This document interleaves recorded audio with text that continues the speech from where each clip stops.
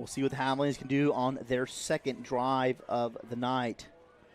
Head coach Scott Barr, we're going to talk about him a lot tonight here, as he was also previously to Louisiana Tech University, was at Navarro College from 2019 to 2021, where he led the Bulldogs to the Southwest Junior College Football Conference Championship in 2019, and he was named the SWJCFC Coach of the Year. That program at that time ranked 6th nationally in points, 1st nationally in yards, and 1st nationally in passing. So, again, this ball's going to fly through the air a lot. It's very impressive. Good snap, and as I say that, it's a handoff up the middle here. It's the way it works. It's Andre Branch with the run, gaining about 4 yards on 1st down.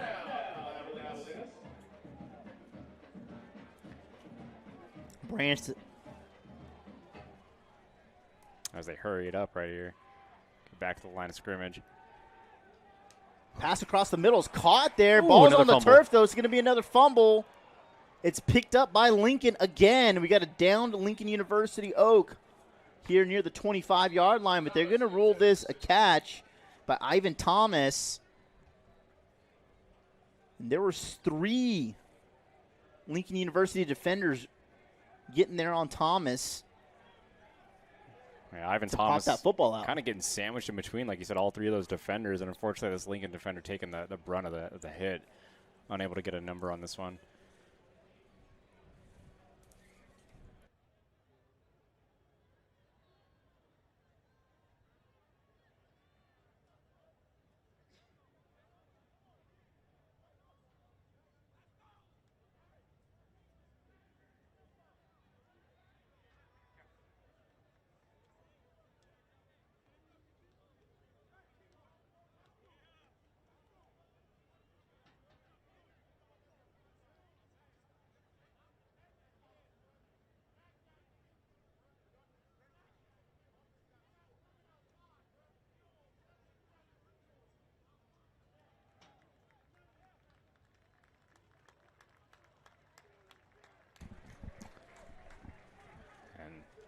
Glad to see number 5 defensive back Diego Albert able to kind of walk off the field on his own. A little bit slow, but obviously good to see him kind of going on his own.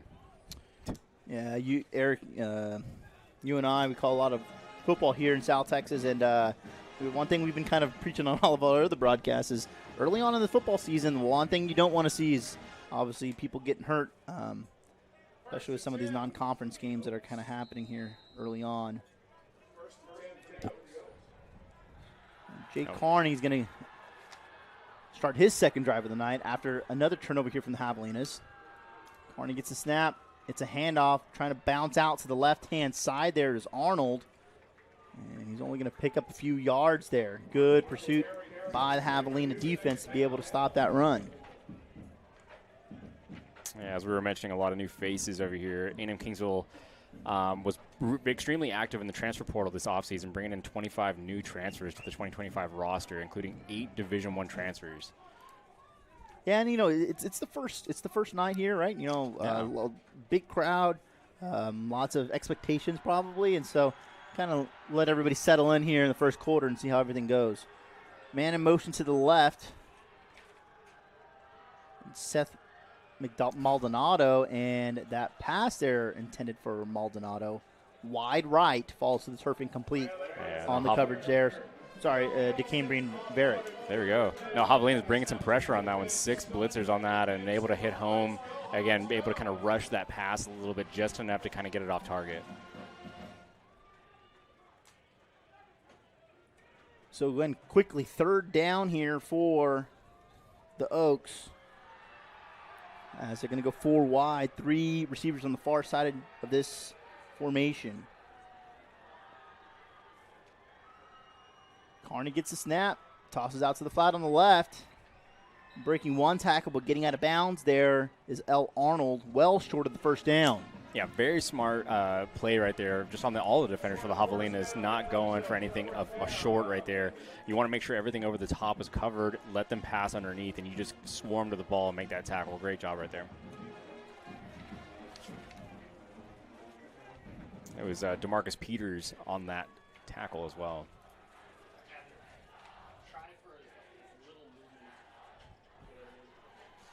and Lincoln's going to keep their offense on the field for a 4th down attempt here. We're going to have a motion left to right here. Yeah, man in motion to the right. Carney gets a snap. He looks right. He's under pressure. He's going to escape the pressure. Throws deep down the field there. Whew. And a good ball batted away there by that Javelina defense. On the coverage there for the Javelinas was Colleen Leonard. There we go. And then Joe Tarvin actually was able to get the pressure again, hurrying up that pass. Being a 4th and long, you need a little bit of extra time back there to maybe, examine the field. Was not able to get that extra time and had to just throw it up and hope for the best. So I think we're going to take no media timeout here. We're going to stay here, actually. We're just a few minutes into this football game so far. 11:03 still left to go here. Javelinas take over on the turnover on downs at 32-yard line.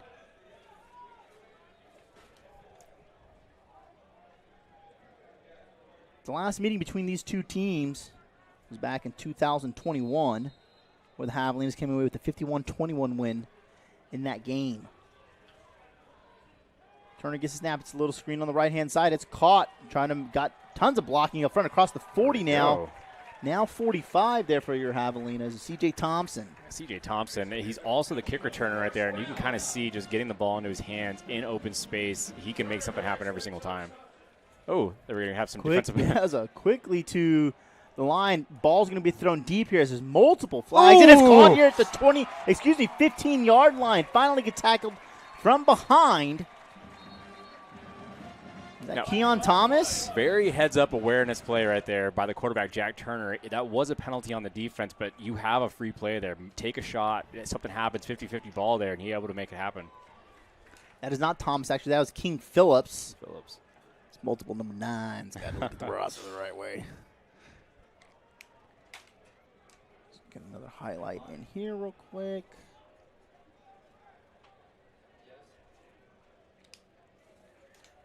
So King Phillips kind of making up a little bit for that fumble earlier on that first drive with a huge catch here on the left-hand side of the field here near the sideline. It's going to be 1st and goal now for the Javelinas at the 3-yard line.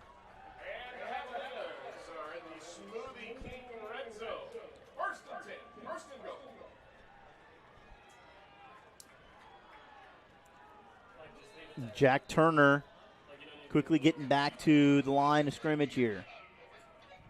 It's a handoff up the middle, walking into the end zone for a touchdown is Andre Branch. Untouched, really. The left side of that offensive line did a great job kind of just pushing that, walling that entire defensive line down. Barnes didn't even have to get touched or juked or anything at all. He just walked right into the end zone.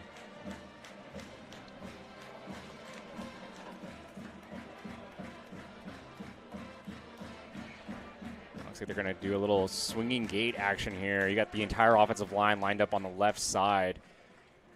You have a kicker, a holder, and 3 offensive lineman type of players. Technically 1 center.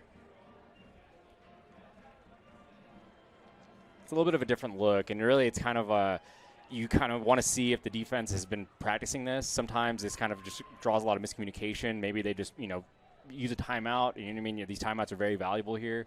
So, again, if the offense kind of sees what they want numbers-wise, hike the ball, throw it out, and it's an easy, quick screen right there for 2 points. Yeah, I mean, you practice these for situations later on in the game. You could be down 8, and you're okay, so there was a flag here, legal hands to the face on Lincoln University. Like insult to injury, right? I was wondering why the official there went to head coach Scott Parr, but he's just getting an explanation on that. I think they should give it a shot. Why not?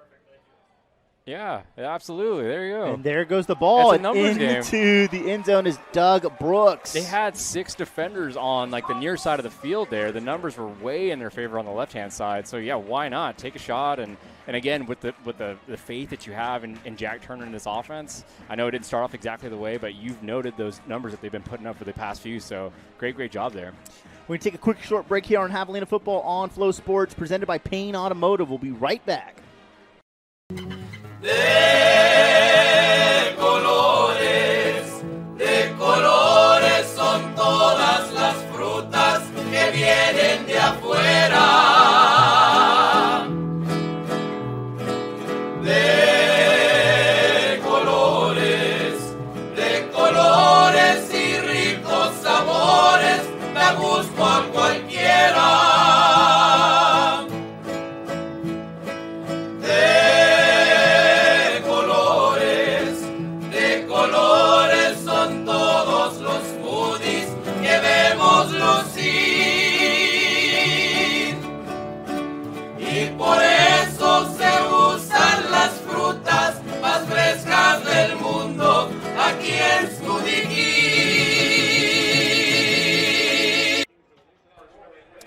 Welcome back here to Pepsi Field at Javelina Stadium, where your Texas A&M-Kingsville Javelinas have an 8-0 lead with 10:26 left to go here in the first quarter.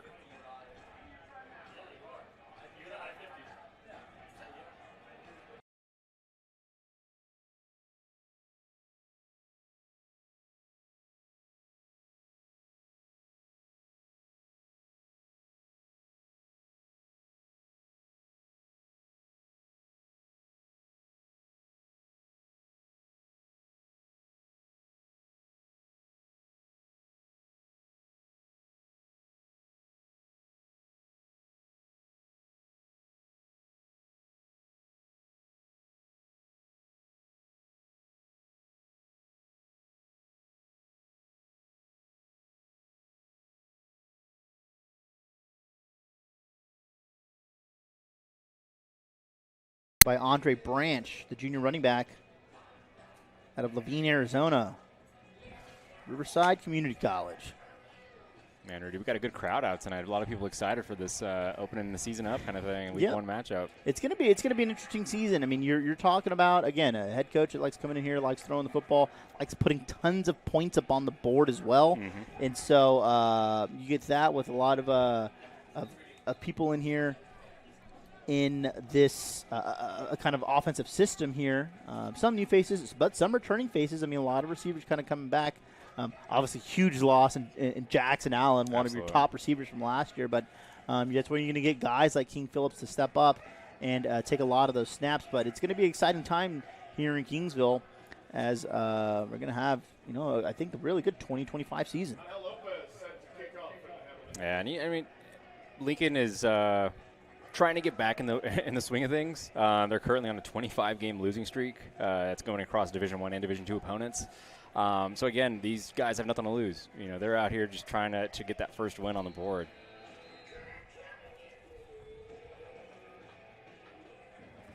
So after the penalty, after the touchdown earlier, this ball is going to be brought up to the 50-yard line, where it'll easily get kicked out of the back of the end zone.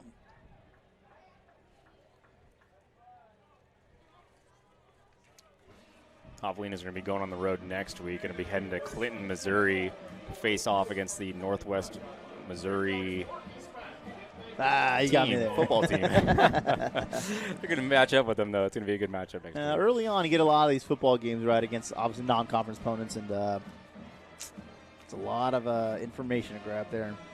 This defense, though, is led by a new defensive coordinator in Jamison Bish. He was here from the 2024 coaching staff, so he had one of the top defenses in the conference. He finished 4th in total yards, 4th in scoring, 2nd in rush defense, and led the conference in defensive red zone percentage. So a little bit of familiar face there on the coaching staff after a lot of new faces. Rolling out to the right-hand side is Carney. He's under pressure, and that ball falls to the turf incomplete. Yeah, I mean, really it's a smart play on the offensive side of things. He's been trying to stick in the pocket, and this defensive front has just been wreaking havoc this entire time. So they try to roll him out and, maybe get, a couple extra seconds right there. Yeah, Trey Louisiana Tech. And he had a couple pair of 250-plus yard games against Nebraska and NC State. So, playing that D1 football, seeing some top programs there. Turner's got the experience. Absolutely. No, he's been doing a great job, and just excited to see it on the field this season. 3 wide receivers on the far side of the formation here. And Lincoln has 3 defensive linemen, 3 linebackers. Jump ball here on the right-hand side, and the ball's going to fall to the turf incomplete, but a flag on the play. C.J. Thompson, where is it? The flag is here at the 50. Yeah. At the 47. Yeah, I think he might get a holding call here.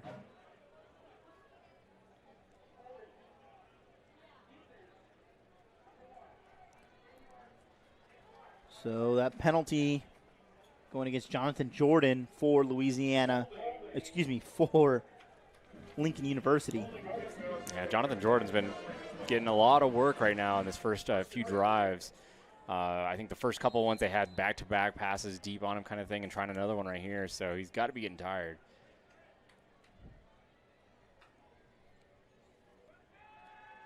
Turner gets his snap. He's looking right. Looks back left. He's got a man there, but a little bit of a miscommunication there on the play. Pass intended there for King Phillips. Yeah, King Phillips, fortunately the defender kind of stacked over the top of him. He kind of broke off his route and gave up on it. Jack Turner wasn't anticipating that and expected him to keep going deep, and that's where that miscommunication came from.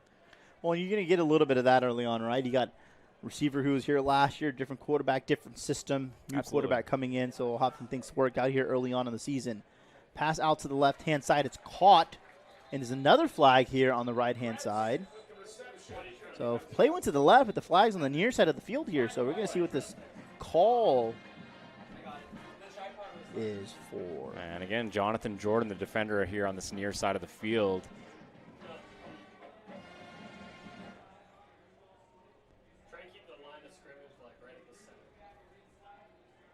This offensive lineman for the Javelina is doing a great job thus far in the game, keeping Jack Turner clean.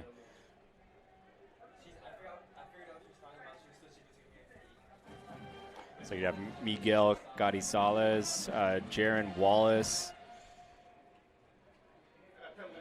So you're going to have Josue Rios, Hayden Trapp. Some big, big fellas here. It's a handoff here on the left-hand side, breaking a few tackles, getting across the 20 near the 15-yard line. There's Andre Branch.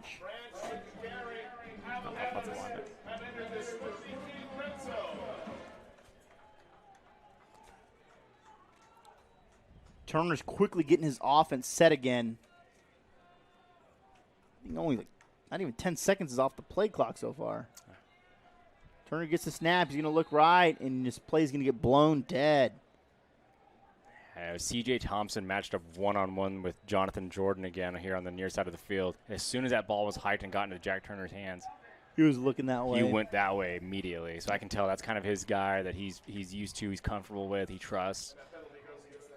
Yeah, there's a false start there on the Javelina, so it'll be first down and 15 from the 21-yard line. They'll reset this offense. First and 15 from the 21.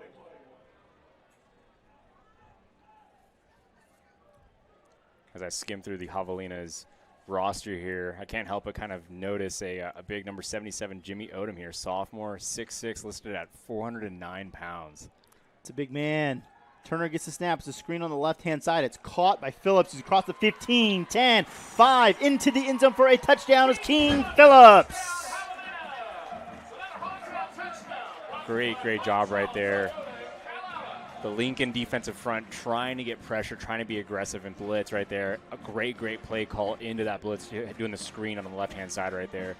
King Phillips making up again for that fumble earlier in the game. He had a big, big catch earlier, and now a touchdown. A traditional setup here on this extra point from Daniel Guana.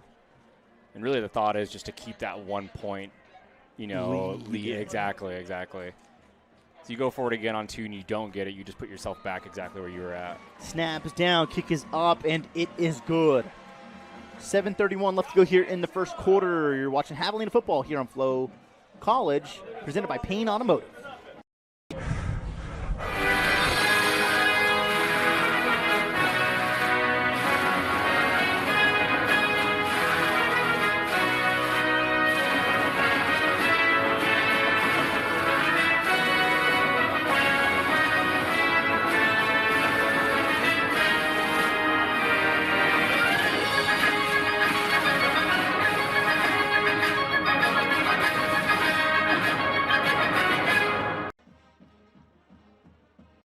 Years, the Lone Star Conference has been committed to excellence.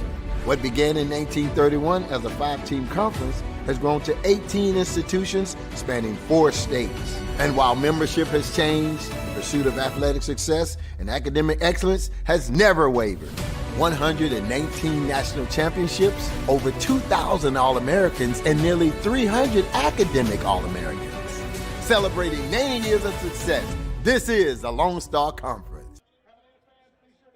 Sparklight connects your world with reliable internet. Work smarter, learn better, and play faster with high-speed internet. Get worry-free Wi-Fi and free installation with no contracts. Visit offers.sparklight.com today.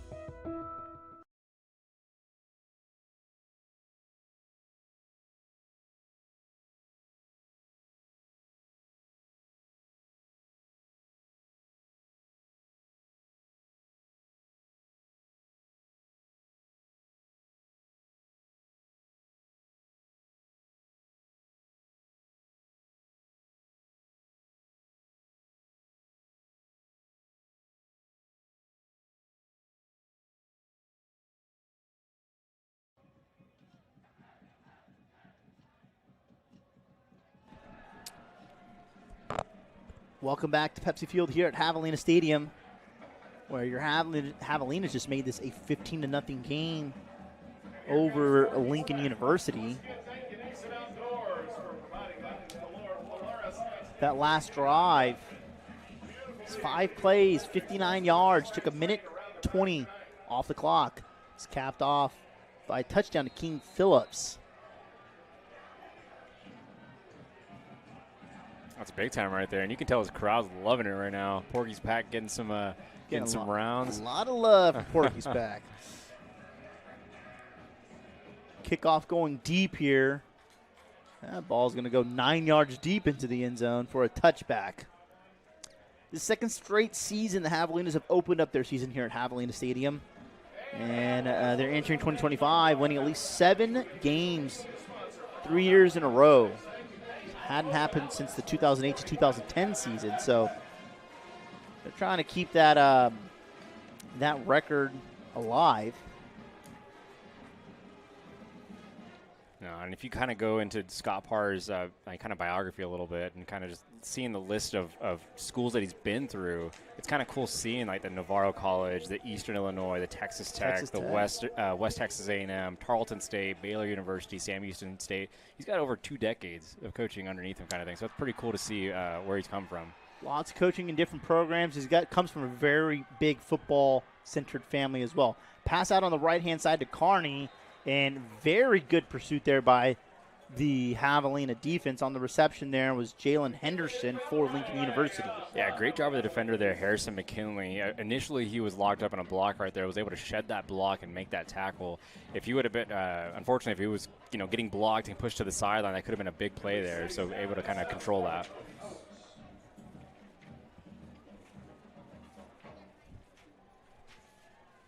Second down and 7 now.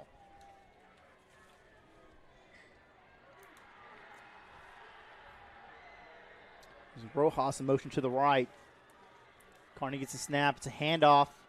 Bouncing out to the left-hand side. A little bit of open field there, but great tackle there made by Kobe Burgess. Yeah, great job right there. And that's really where the hole was going to be for that.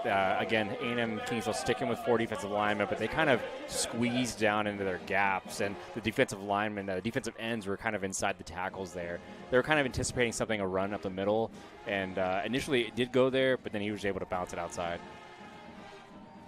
Third down and short here.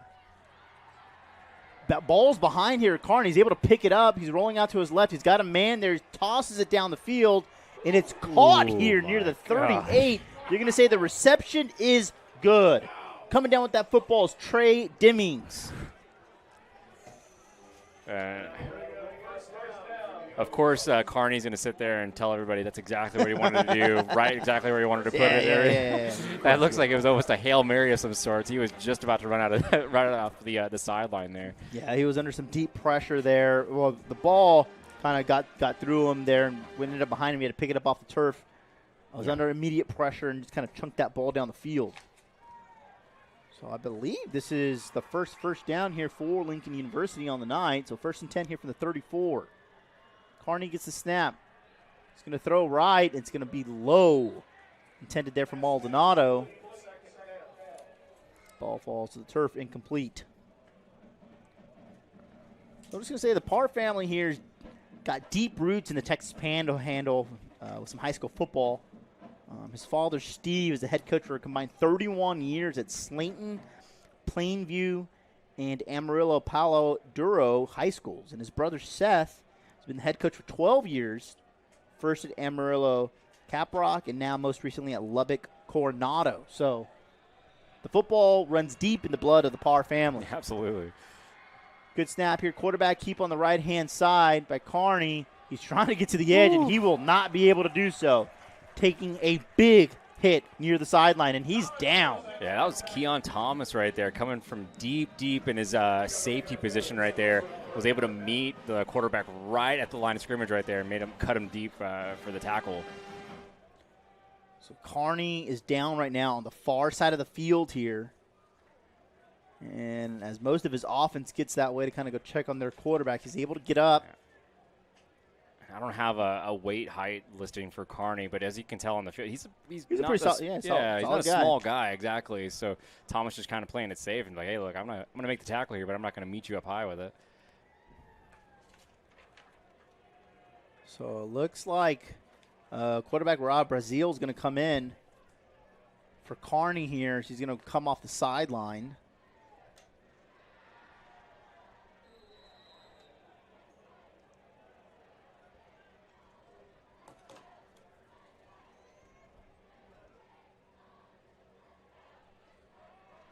So let's see what the offense can do here with Brazil.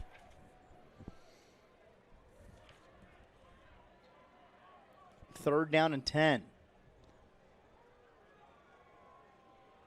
Arnold's going to be moving to the left-hand side here. Brazil gets the snap. He's looking left. He's under pressure. Steps up. Tries to make a move. He's going to get across the line of scrimmage. Now the 30. Finally taken down from behind there. About 4 yards short of the first down. It is going to be fourth down. Brazil showing off his wheels a little bit, though. He is a very athletic guy, very quick twitch, but he's going to be heading to the sideline now as Carney comes back in the game. We've got a 52 on the field defensively who made the tackle for the Javelinas, but I do not have a 52 on my roster or the 2 deep, so. Well, no. Travis Bielfeld? Yes, my bad. That's the returning one of the leading tacklers for your Javelinas. There we go. Looking at the wrong roster. He's that kind of that typical looking linebacker, too. You know what I mean? Like, he played good football last year. I expect him to do more of the same this year. Oh! This pass nearly intercepted there at the 2-yard line on a 4th and 5, but it falls to the turf incomplete. Yeah, a little bit of a tip drill right there. Thomas to, I'm not getting the other one, number 31, Jeremiah Conaway. Conaway almost coming down with that tip. Had to get his fingers right underneath it, but it did touch the ground.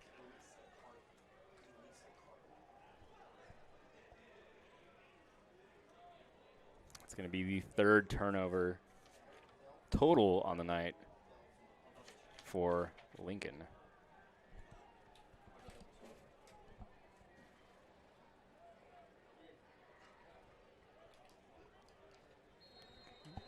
So Jack Turner and this Javelina offense have 3:52 left here in the first quarter. They take over at the 29-yard line. It's a handoff going on the right-hand side. Looks like that ball went to Raymond Hudson III, junior running back out of Wharton, Texas.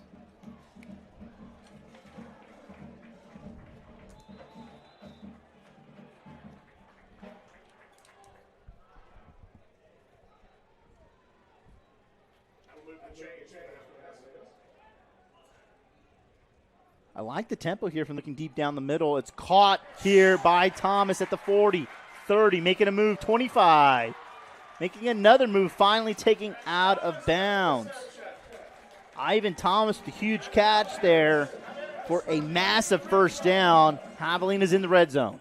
Yeah, Thomas making up for that fumble he had earlier in the game. Another great big catch right there. Alan says good to go for the Whataburger stuff, so just next break or whatever. I don't know how. So you're going to have a downed Lincoln University. It'll depend on how quickly this play. Defender here, that's Keywan Parker, linebacker here for the Oaks. As the training go 10 to Parker to see what's up. The Javelinas will have a 1st and 10 here at the 17-yard line. We'll take a quick short break here on FloCollege. This September, Kingsville is the place to be. Join us Saturday, September 27th from 1 to 5 p.m. at the JK Northway Expo Center for the Family Fun Fest and Chili Cook-Off, benefiting the Focus Foundation and supporting our local educators.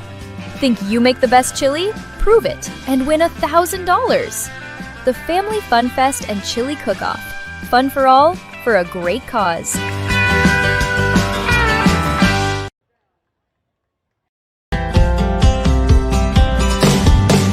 We appreciate you. We appreciate you. We appreciate you. Fortunately, Keywan Parker able to walk off the field there, the Lincoln defender. It's always good to see, especially early on here in this season. And another quick update, number 5, Dago Albert for Lincoln is on the sideline now. No pads on, no shirt on. So I'm guessing he's out for the game. Yeah, but he might be he might be done, but he does have a soft cast on his right hand, possibly. Looks like he's stretching. He might be getting ready for the second half. It's early on in the season for everybody. Jack Turner, this Javelina offense, looking to get into the end zone for the third time tonight. It's a handoff, bouncing up the middle here, running hard north and south there is Hudson the third. And he gets down to the 8-yard line. Yeah, Raymond Hudson the third, only listed at 5'9", 199, but runs extremely heavy. Puts his head down. Javelinas quickly get the snap off, and Hudson gets this football once again, and he's going to be at the line to gain. So first down here for the Javelinas, first and goal from the 7-yard line. Oof, another Lincoln defender down, unfortunately. And that's obviously not what you want as a Javelina offense that's trying to push the ball, get back to the line of scrimmage really quick. I mean, you're talking 5 to 8 seconds off the play clock when the next snap's already off. Yeah. It looks like tempo is going to be the name of the game here in the 2025 season for Scott Parr and this offense.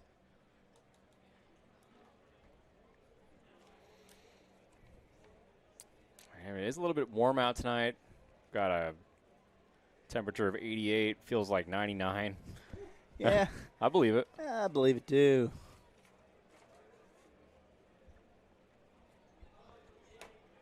But that's football weather here, man.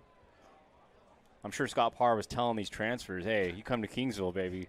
Well, I'm pretty sure the Louisiana Swamp's not that much better either. But, yeah, no, South Texas heat's a little different, right? Absolutely. It's something that I think a lot of people got to get adjusted to, especially if they kind of come down here to play or even just work and things like that. But South Texas heat is something, especially, I mean, we're already in September, and it has not slowed down any. So, first and goal from the 7-yard line here.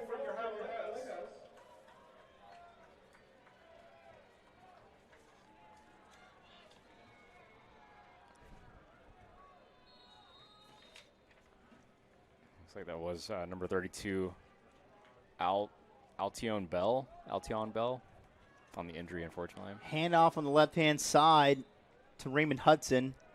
And he gets down to the 5-yard line, so picks up 2 yards on first down here.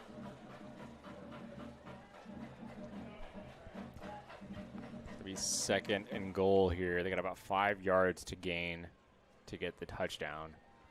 And Andre Branch coming in here to give Raymond Hudson a breather. Again, Lincoln looks like they have 3 down linemen. The huge gaps in between on either side of the nose guard and center. Turner gets the snap. He looks right. He throws right. He takes a big hit as he lets go of that football. Pass intended there for C.J. Thompson, but I think Jack Turner getting back up after that hit's probably the best thing to happen on that play. So 3rd down and 5 now. 3rd and goal from the 5, excuse me.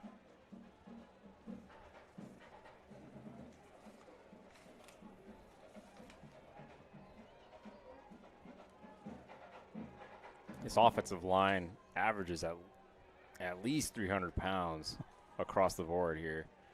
And again, Jack Turner's loving it right now. Turner gets the snap. He looks right. He's going to throw across the middle, and it's caught. C.J. Thompson putting another 6 up on the board.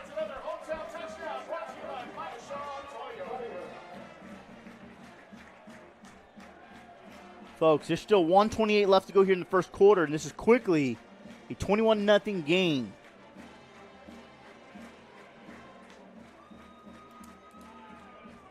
There's a little swinging gate action here once again. I'm going to see if Lincoln is prepared for it or not. If they don't want to put the numbers out there, they're going to just toss it back out there again. And they'll set back up here for a traditional extra point. Yeah, they were missing. Okay, I thought they were missing somebody. They are definitely missing somebody that are on the left edge. Yeah. And We're going to throw a flag here for a delay of game. I think obviously, they kind of set up traditionally. They're like, oh, no, we're going to do swinging gate. Oh, no, those extra 5 seconds, 10 seconds, whatever. You got to have your players on the field. Yeah, you got to be ready to go. And then you're the shorter guy. So, I mean, but that's just an easy 5 yards. Nothing crazy here. For sure. Very heads up play, though, really just not taking the time out there. It's not going to hurt anything. It's an extra point. You got a lot of faith in your kicker here. Daniel Guana. Yeah, it's going to be – it will be a good snap. It's down. Kick is up. And it is good. Javelina is up 22-0 here with 1:28 left to go here in the first quarter. Folks, again, Rudy Solis joined here by Eric Suniga. We're going to be your tag team here all season here at Pepsi Field at Javelina Stadium. We'll be calling all the action for you here on FloCollege, presented by Payne Automotive. Eric, excited for this 2025 season again. I mean, Scott Parr, new head coach, new quarterback, new offensive system, and we're gonna be looks like it. We're gonna be looking at a lot of ball through the air to get it down the field. 100%. And I know you noted it earlier, but the Javelinas entering 2025, winning at least 7 games 3 years in a row here. So again, what's there not to look forward to? They put good football on the field, and then adding a Scott Parr to this formula kind of thing, it just sets you up for a great season here. Yeah, it looks so far it's going to set them up for success. Scott Parr, he's developed offenses routinely averaging more than 40 points a game, 500 yards a game, 345 of those being passing yards. So, I mean, through his tenure with 26-year coaching career, offensive coordinator at Eastern Illinois, senior offensive analyst at Texas Tech, offensive coordinator at West Texas A&M. Like you said, a couple of those other programs he's worked with. His offense is throw the ball down the field, put points up on the board. Absolutely. Another deep kickoff here for the Javelinas. And it goes. Oh, it went out of like the 1 yard line. Yeah, I was pretty close. I actually thought that went through the back of the end zone there. Ref had a good view, like his word for it. Yeah, it's pretty close to it. So it'll be kickoff out of bounds here for the Javelinas. Again, thank you to Decent Outdoors for the Polaris XT1500 Ultimate Edition North Star that's pulling around the Wyndham Express Sparkies pack.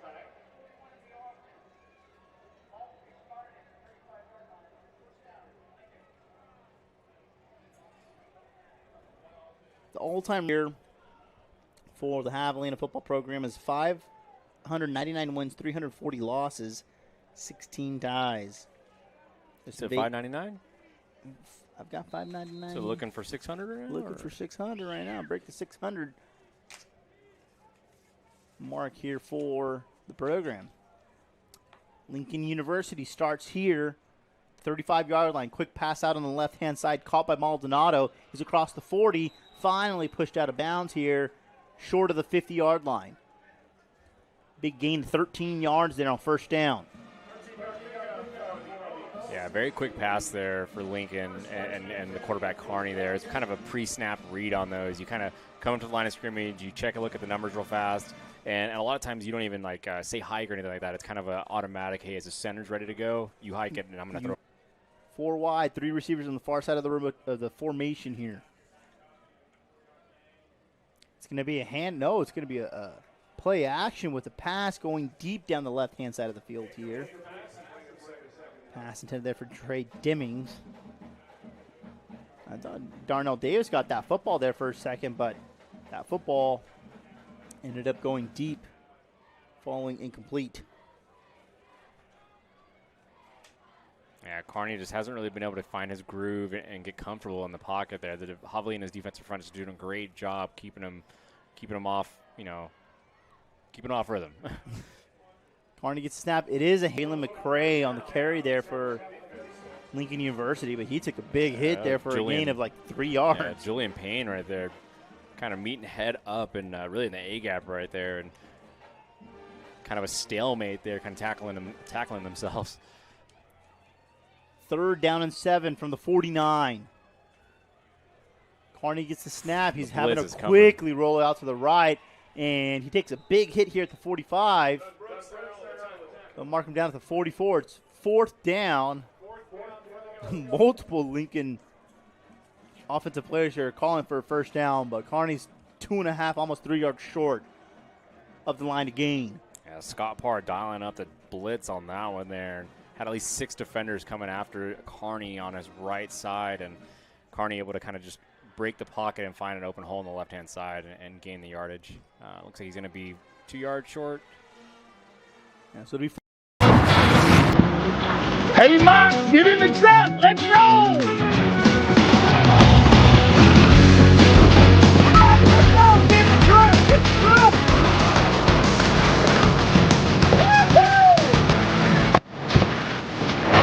I love that thing. Man, it's a dog. Man, where are we going? You'll see. At Confidence Auto Group, we're proud sponsors of Texas A&M-Kingsville Athletics Department.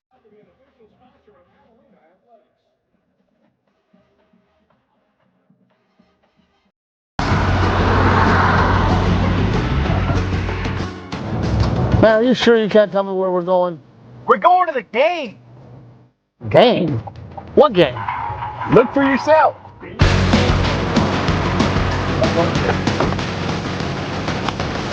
Confidence Auto, proud sponsors of Texas A&M University Kingsville Athletics Department.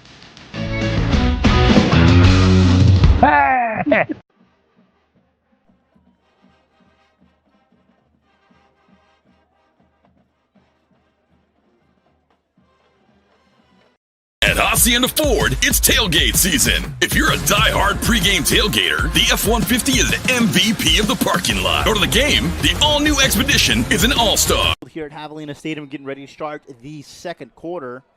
It's going to be a 4th and 2 here from the 44-yard line for the Oaks. Kearney is awaiting this snap here. He's going to get it. It's going to be a quarterback keep on the left-hand side. He does hit the edge. He's across the 40. And he gets a first down here for Lincoln University. Yeah, Javelina's going man defense on that one, just keeping a helmet on every other helmet, opposing helmet there. They had no safeties over the top, so no help. They were very much trying to stop the run there, and Kearney able to find a hole. Quick note here. Texas A&M-Kingsville Javelina volleyball. The girls taking on Arkansas Fort Smith. They're going into their 5th set. They're 3-0 right now. They are trying to make it 4-0 in the season so far. So we'll see and get you a final from that game. That's awesome. On FloCollege. Kearney gets a snap. Quick pass out to the left-hand side. It's caught near the 35. On the reception there, I believe, is Parrish Hayes. It's kind of weird seeing a number 28 out there, right. Receiver.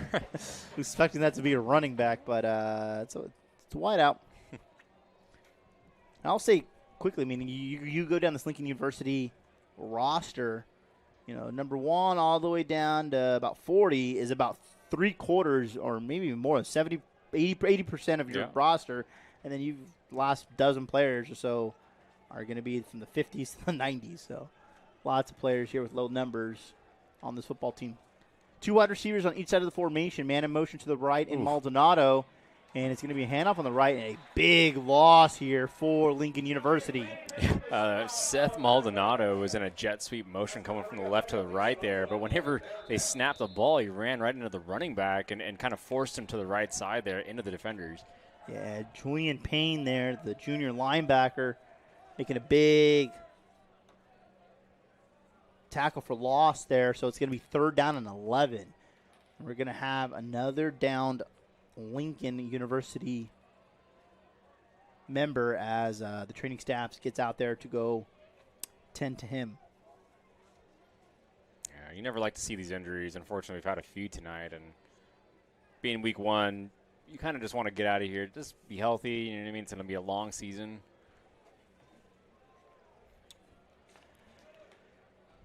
Yeah, being able to walk off the field here for the Oaks is Jaden Dorsley.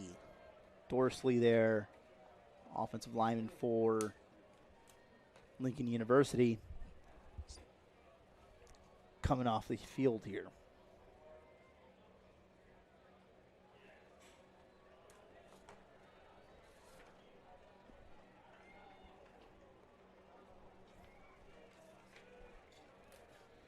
So 3rd down and long, 3rd and 11 from the 41-yard line here.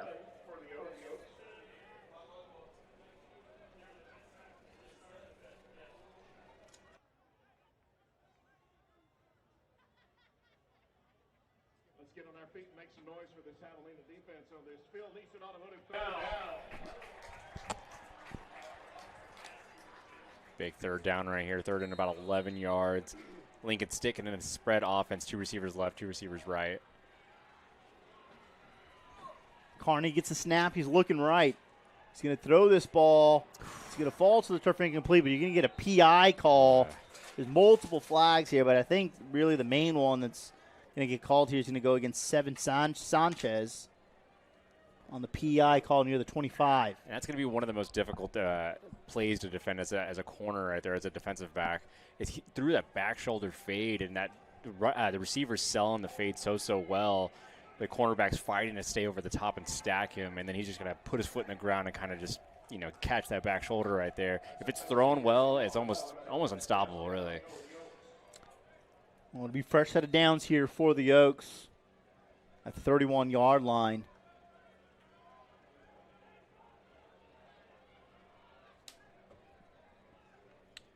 You're going to have 2 running backs in the backfield here, 1 on each side of Carney. He's going to get the snaps to quarterback keep on the right-hand side, and that is going nowhere.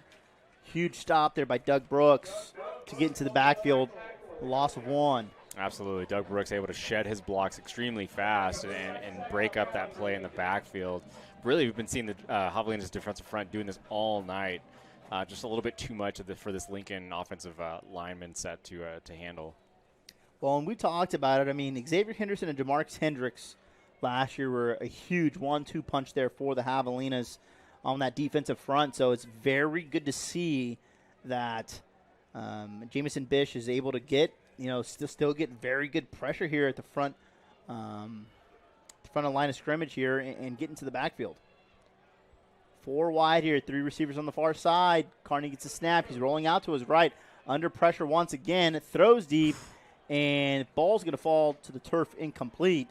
Seven Sanchez there kind of trying to make a leaping deflection interception there, but ball falls to the turf, and it's quickly 3rd down and long.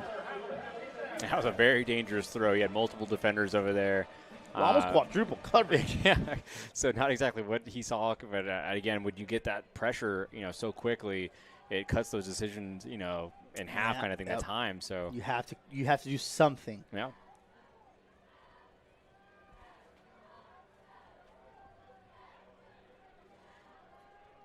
Carney awaits the snap. He's going to get it and look right. He throws right. And this ball is well over the head of the intended target. I believe that was Jalen Henderson, maybe. Get a number on that player. That's what I believe it is as well. He's officially listed as a defensive back there for Lincoln University, but I will say even during warm-ups it looked like Lincoln University doesn't have very many players. They don't have very many players on the sideline compared to the Javelina, so you might have a lot of guys playing both ways. I mean, yeah, offensive, defensive linemen playing both positions essentially too, so that just might be what they need to do. 4th down on 11. The Oaks go for it. Carney having to step up. He throws deep down the field, and it's over the head of the intended target. Antrell Jones. He was pretty much open here near the 7, but the ball just sailed over the head from Carney. Again, I think it was a little bit of miscommunication. I think it was a really smart play on the receiver side, able to kind of dial it down and slow down because he did have the defender over the top. Carney, thinking that receiver was going to continue his route going down the field, he threw it down there over the top of his head. As a receiver, you're always kind of coached. I know you have this route, say, for example, you have a fade going straight down the field. But if you're going to go straight into coverage, hey, let's kind of adjust a little bit. If we need to slow down, if we need to, break a little bit left, a little bit right. So Jack Turner coming out and lead this offense down the field. He's going to get the snaps, play action on the left-hand side. He's got a man there, and it's a little overthrown. Corey Logan, the intended target there. Yeah, that's for what the Javelinas. It was going for Ja'Cory Logan. Ja'Cory Logan only listed at 5'11", 185. He may need to have been like about 6'5" to catch that one. So quickly, the Javelinas back to the line of scrimmage here. Turner gets the snap. Delayed handoff up the middle. And getting across the 40, maybe a yard short of a first down there. I believe it was Andre Branch. Yeah, great job right there. It's kind of a trap play that they call. They pull the guard there, but they almost invite the defense. Exactly. They invite that pass rush, get upfield a little bit, and it creates those gaps in the middle. Another handoff to Branch. He was going to go up the middle, but decided to bounce to the outside. He was able to pick up 3 yards, so it's enough for the first down, but takes a big hit there at the end of that play. Very big hit, but again, you're getting smart. I know it's only a couple yards, but he was going left and right there. At some point, you need to stick your foot in the ground and go north and south, and I think that's exactly what he did. There should be a penalty for a man offsides here, and there is, but the ball is going to be caught here at the 50-yard line. C.J. Thompson is at the 10, the 5, and C.J. Thompson into the end zone for a touchdown. Have a track star. Golly, man. I got so distracted from the call here on the offsides, the late defender coming on. Yeah. The play was already happening. Thompson had the ball at the 50, turned on the Jets, and got into the end zone. Not being on the field, I'm not going to say exactly, but it almost looked like that defender was just being told to go on the field. The coach was like, hey, go out on there, and then at the last second, he was like, hey, come back off the field. Huge play there. Pitch and catch from Turner to Thompson. It's 28-0 game. Again with some swinging gate action. Yeah, a little swinging gate action here for the Javelinas. See, now Lincoln is prepared for this now. They've got at least 6 defenders on the left-hand side over there. Reminder, it's just a numbers game. You need to make sure you have at least one helmet on every helmet for the opposing team. Daniel Guana on to attempt the extra point. Snap is down. The kick is up, and it is good. 11:54 left to go here in the first half. The Javelinas up 29-0. You're watching Javelina football here on FloCollege, presented by Payne Automotive. Texas A&M-Kingsville, we've got 100 years of excellence backing us up. 100 years of history with a strong alumni network. Join us, Texas A&M University, Kingsville.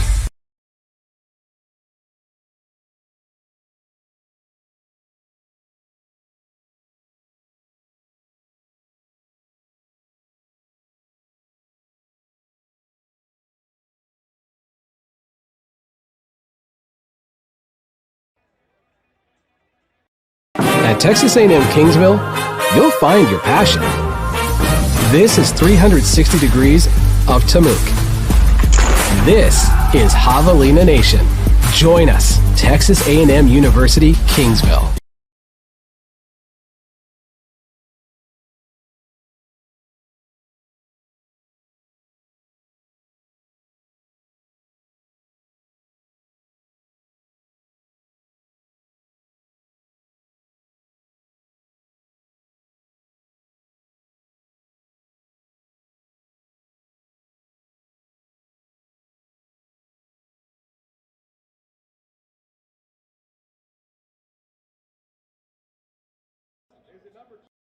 Years, the Lone Star Conference has been committed to excellence. What began in 1931 as a 5-team conference has grown to 18 institutions spanning 4 states. And while membership has changed, the pursuit of athletic success and academic excellence has never wavered. 119 national championships, over 2,000 All-Americans, and nearly 300 academic All-Americans.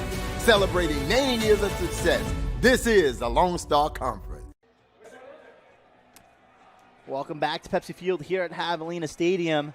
That last pitch and catch there from Turner to C.J. Thompson was a 4-play, 68-yard drive. Only took a minute and 1 off the clock.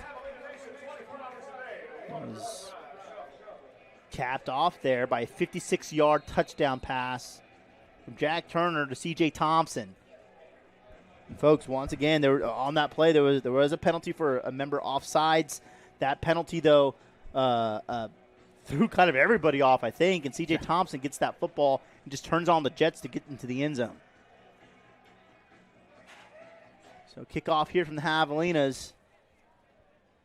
It's going to be a little short of the end zone. Picked up here at the 2-yard line, going up on the left-hand side of the field here, trying to get to the edge. Is Chaz Cross. And Cross is going to get stood up here near the 20-yard line. So that's where Lincoln University is going to start this drive with 11:44 left to go here in the first half. He was lined up in pretty much like 1 yard off the back of the end zone right there. He was deep, and he had to run up to get that football, noticing that it was going to be short.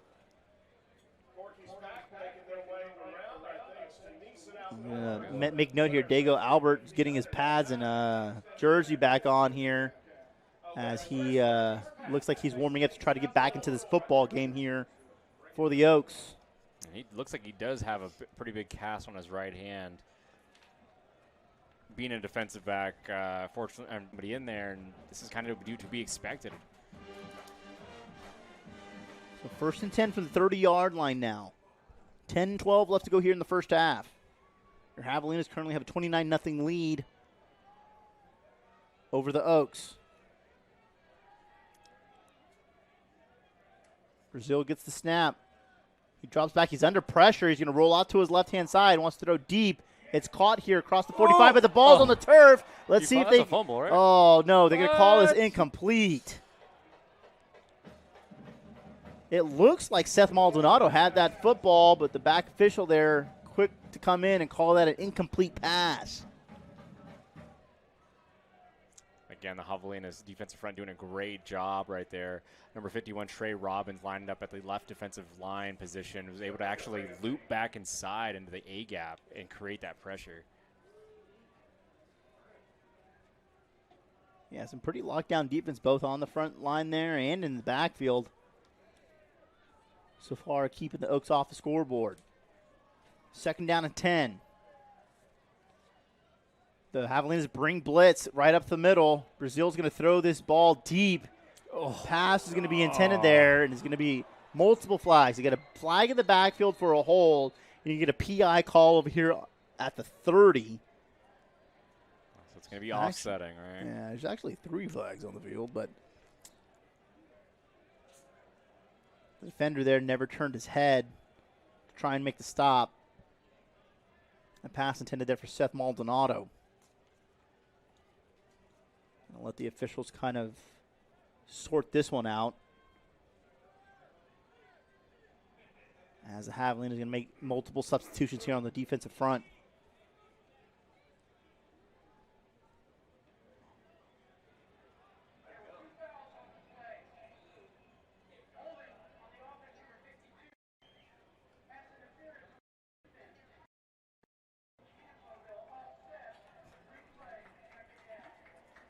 I tell you, Rudy, it's nice to be able to hear these refs in these games, actually. Yeah. We call some other games for some other places, and we're not able to hear that. It's a lot of guessing. I mean, it's good to, a couple years underneath your belt to kind of get all the hand motions and signals down, but sometimes when they don't even do that and you get no mic, oh, forget about it. A good job by the crew here up in the press box, making sure we get things going. It's early for the 2025 season. We're going to be good to go. Javelinas was one safety deep looking right now. Brazil gets the snap. He looks right, wants to throw deep. Little jump ball near the sideline. Thrown over the head of Jalen Henderson. Falls to the turf incomplete on the coverage there for your Javelinas was Michael Lewis. And I think that's exactly what Scott Parr and this defense wants right now. They're giving him this look ahead of time, giving him a one-on-one matchup. That is the smart throw to make kind of thing, but it just hasn't been on target all night at all. So he's going to keep calling it and keep it right there until you can actually make that throw. So yep. They're gonna let their defensive back do the work, and Absolutely. so far they've been able to make it happen.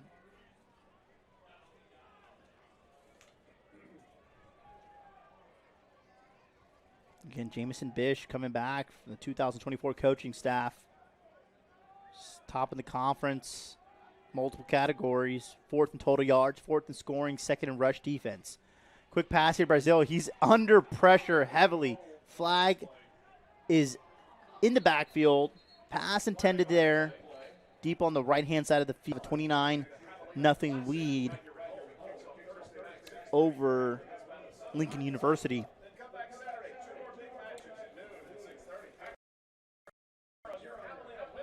Well, Eric, Abilene is about to start another drive here wants to get this football off the pump. But, I mean, we mentioned it multiple times on the air so far. Balls flying through the air. There's been some pretty big passes. I mean, you're talking minute 10, less than a minute drives where they're resulting in touchdowns, and they're going 50, 60, 70 yards downfield. Yeah, no, they're doing a great job. Again, they started off a little bit slow. They had a couple turnovers to start the game. But again, Coach Parr was able to iron that out extremely fast, got his guys in check, and got them moving again. And looks like they're going to be going to try to block this punt here. They got everybody. Everybody's at the line of scrimmage. Oh, and it's not a very good punt. It's going to be high and short, bouncing at the 35 and out of bounds here near the 34. So I want to say that punt maybe netted 25 yards. They're going to start their drive on the Lincoln side of the field. I mean, I talked about long yardages and short amount of time.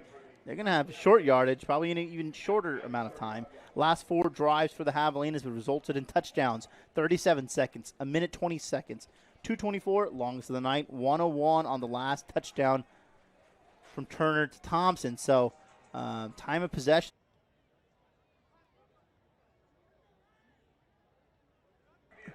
Welcome back to Pepsi Field here at Javelina Stadium. Just little technical difficulties here in the booth, but we got the stream back up. We are back live here on FloCollege. Javelina football presented by Payne Automotive. We got 7:01 left to go here in the first half. Javelina's up 29-0. A couple plays happened there. This last play was a pass there from Jack Turner to the back right part of the end zone there to Kevin Holmes Jr. He made a phenomenal catch over the defender, and we're trying to see if he got a foot down. This play is going to be under review here, so the officials are going to go underneath the tent here and look to see if this completion was made. If it was, a phenomenal catch there in the back of that corner. He caught the football. It was just if he got the foot down in the end zone. Yeah, all you need is 1 foot in college right now too, so that's going to be pretty cool. But yeah, great catch, great opportunity right there and taking advantage of it. Again, Rudy Solis joined here by Eric Suniger. We're going to call all the action for you, not only tonight, but all season here at Pepsi Field at Javelina Stadium for all your home games. Eric, this is, I think, my 4th year, your 2nd. Talk to me a little bit, maybe just differences from last year to this year that we've seen. Not obviously head coaching change, but just the product on the field. I mean, I feel like not much has changed, honestly. They had a great football team last year when I first started getting to call them. And I know, obviously, it's some new faces, some new names kind of thing, but I mean, they were doing a great job last year as well. So it's just kind of plugging in those new players and cycling through and getting those transfers that we noted earlier. And as any team's going to do, you're going to lose some players going into a new year kind of thing. And they were able to kind of just build back on top of that. And great job thus far. Yeah, Teague's a tall. One of your last year kind of get.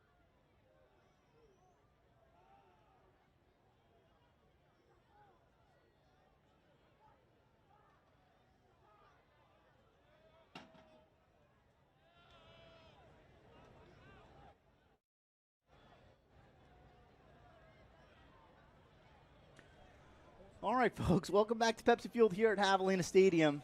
We apologize for the technical difficulties that we had with our broadcast going down, but it seems like we have it taken care of now. So with this run kind of going up the middle here, near a first down, it's going to be Andre Banch. Just catch you up here a little bit, see what happened over the last 5 minutes. Javelina's had play in the back right of the end zone. It was a pass intended for Kevin Holmes. Got challenged, and the call was upheld, so it was no touchdown. Javelina's a couple times tried to get into the end zone, were unable to do so, so they elected to take a field goal. It was good. Makes it a 32-0 game here. Now with 2 minutes left at the 2-minute warning, we're going to keep it here, keep everything going. So the field goal's good. Kick the ball off. Lincoln University starts their drive. That drive was stalled out. It was intercepted. That pass was intercepted by number 31, Jeremiah Conway. So Conway coming away with a turnover there for the Javelinas. And to make a note there, defensively, last season, the Javelinas were able to force at least one turnover in 10 of their 11 games, forcing 9 fumbles and 8 interceptions. So, starting the 2025 season off on the right foot with a turnover defensively there, got the Javelinas the football back. So right now, it's 1st and 10 from the 17-yard line. 32-0 Javelinas with 2 minutes left here to go in the first half. So we're going to, hopefully, we should be good to go for the remainder of tonight's broadcast. But your Javelinas up 32-0. Ball at the 17-yard line, 1st and 10. Scott Parr starting his tenure here off with a bang, man. Doing a very great job calling this game. Again, they started off a little bit slow, had a couple turnovers, first couple drives, but after that, ironed it out, got everything going, and really has this Javelina team in gear. Yeah, we should be good to go here as Jack Turner is going to start a fresh set of downs here from the 17-yard line. Let's see if the Javelinas are able to get into the end zone before the first half ends. King Phillips on the left-hand side of this formation. Christian Kurtz on the far side alongside Kevin Holmes. So you can have 3 wideouts in this formation. Ivan Thomas, the tight end, is going to be lined up on the right-hand side of the offensive line here. Yeah, earlier in the game, they had about 2 or 3 plays just for Jonathan Jordan, the defender, on those one-on-one matchups. They're trying to get something over the top, and would imagine the same thing right here. You're in a very good spot. It's first down. Why not take maybe 1 or 2 shots at the end zone, and you still have the yardage here to at least get a field goal. There's only 1 safety back here for Lincoln University. Looks like they're going to bring pressure. They stack the box. It's a handoff here to Branch. Branch tries to get up to the left-hand side here. He's only going to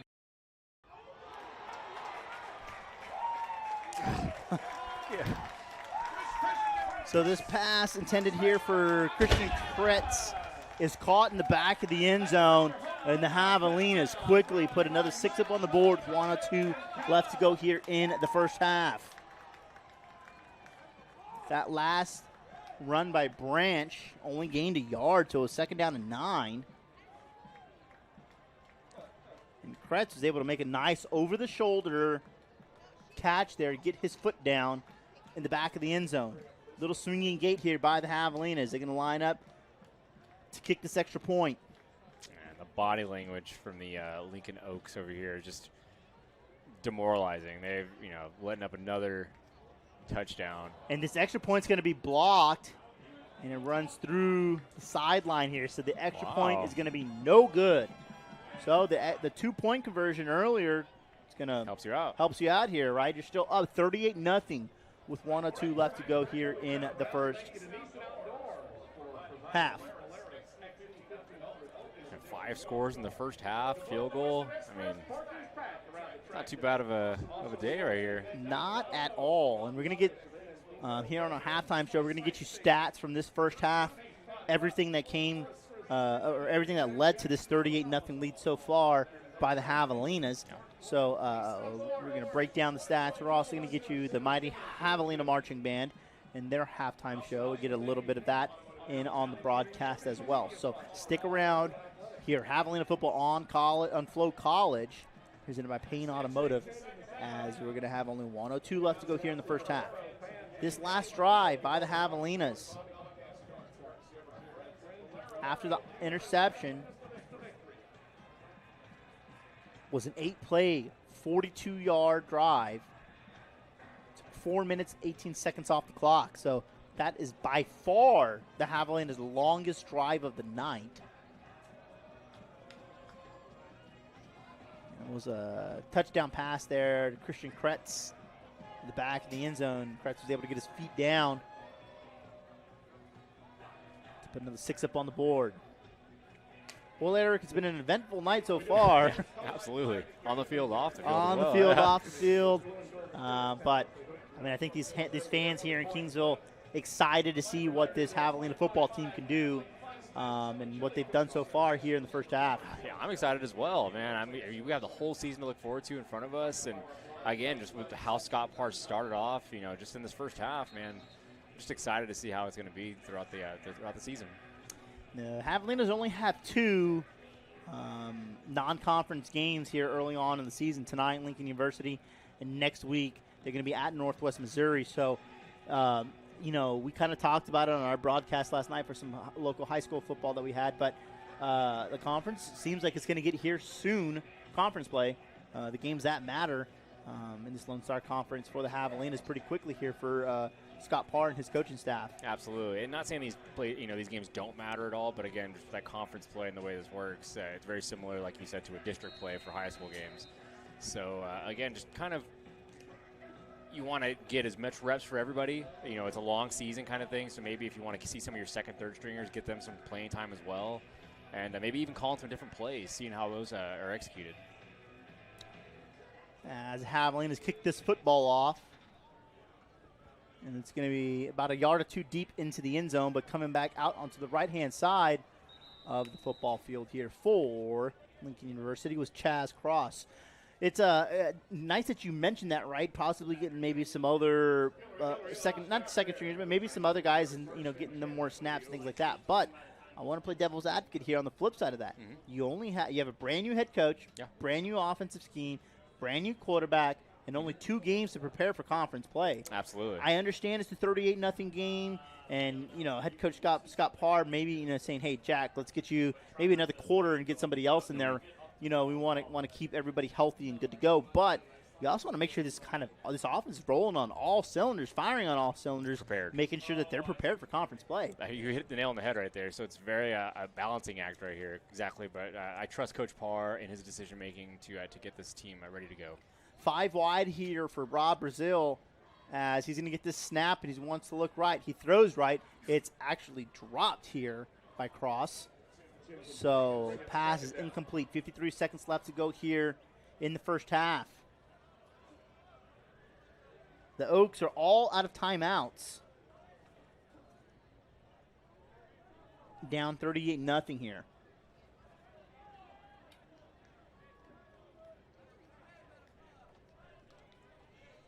Second down and 10.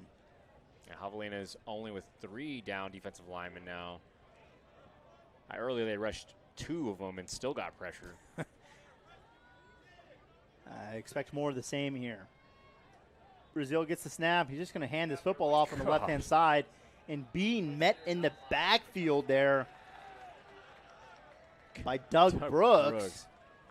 Absolutely no problem getting into the backfield there. He's a monster, man. And I think he's all over the field. They line him up on every single position on the defensive line. But right there, he's kind of on the left defensive end position, kind of matched up with the right tackle, ran right past him. Yeah, Jalen McCray tried his hardest to get there, at least back to the line of scrimmage, but he was unable to do so. It was a loss of 1. Or no, excuse me, he did get back. He actually gained a yard, so flip-flop the other way. So 3rd down and 9 now for Lincoln University. 4 wide. Brazil gets the snap. It's another handoff here to McCray. And that's going to go for no gain, and that's going to be the end of the first half. Your Texas A&M-Kingsville Javelinas have a 38-0 lead over the Lincoln University Oaks. You're watching Javelina football here on FloCollege, presented by Payne Automotive. Sparklight connects your world with reliable internet. Work smarter, learn better, and play faster with high-speed internet. Get worry-free Wi-Fi and free installation with no contracts. Visit offers.sparklight.com today.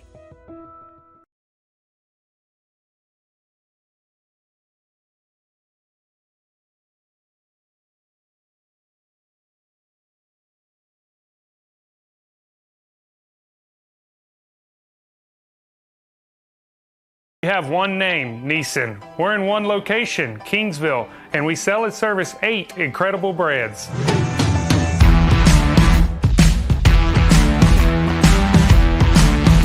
From the thrill of performance to the practicality of everyday life and the luxury you deserve, you have the power of choice at Neeson. 8 brands, 1 company. Visit us in Kingsville today, where we treat our customers like neighbors.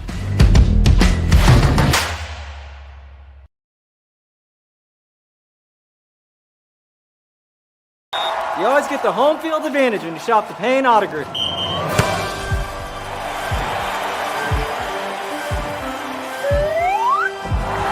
It's good!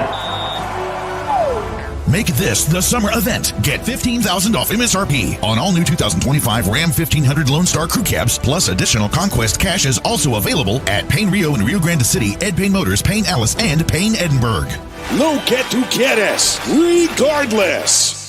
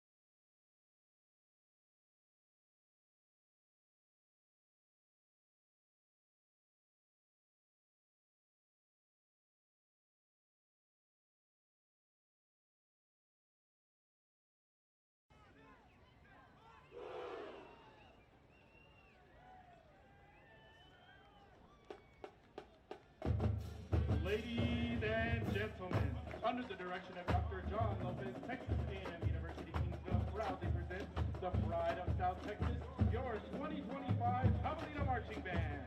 Our assistant director is Dr. Kyle Osama. The percussion instructors are Dr. Ben Thomason and Professor Christian Zavala. The color guard instructors is Madison Alvarez, Cora Burks, Maria Garza, and Maddie Salas. The graduate assistants are Daniel Heredia, Manny Rocha, and Bryson Ward. The drum majors are Ava Friesen-Han Duque, Joseph Sosa, and Xander Vasilevsky. The band's first show of the year is called Retro Iterations. This journey through the decades will reintroduce classic rock tunes with a modern twist. Coming to you live and in tune, these retro iterations of your favorite rock classics will take you back to the soaring 70s. Having this much fun with the JMB should be a crime, but these hogs won't squeal, even if you give them a little shakedown. Beverly Hills Cop style.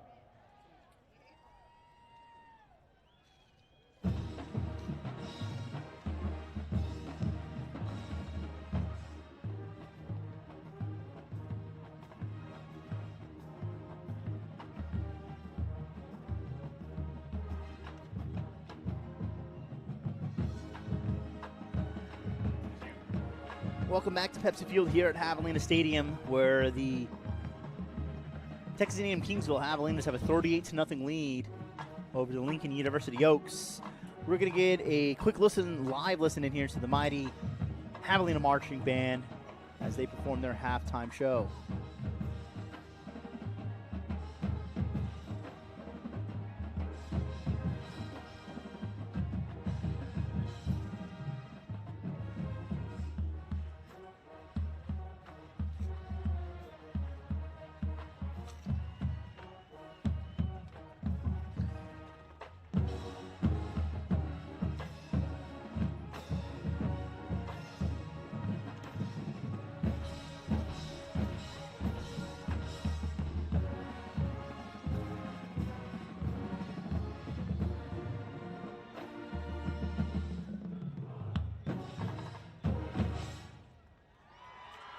That first tune had me feeling something. Now for a trip down the Rock and Roll Hall of Fame, this next one sure is a classic. Brought to you in part by the Javelina Marching Band, it's sure to get the heart racing and the feet pacing.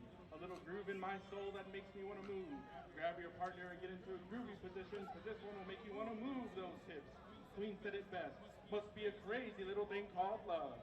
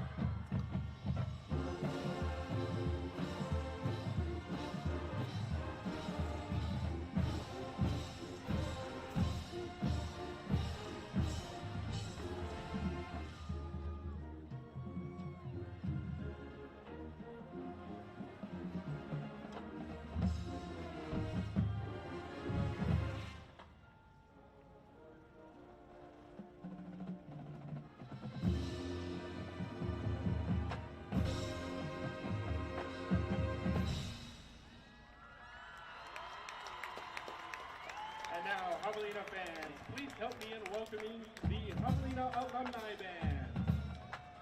Alumni have traveled from near and far to join us for a day of celebration, remembrance, nostalgia, and fellowship. This year, the Javelina Marching Band and Alumni Band decided to keep the party going with a throwback to the early 2000s. While Jalisco never makes its way to the top 10, this next tune sure did. The pride of South Texas and Alumni Band are prepared to drop some serious beats that will get all of Javelina Nation moving. Put down those nachos, get out those painkillers, and make some noise for the next number brought to you by the Javelina Marching Band, Alumni Band, and soloists Bobby Lopez and Steve Sanchez as they play Danza Kuduro.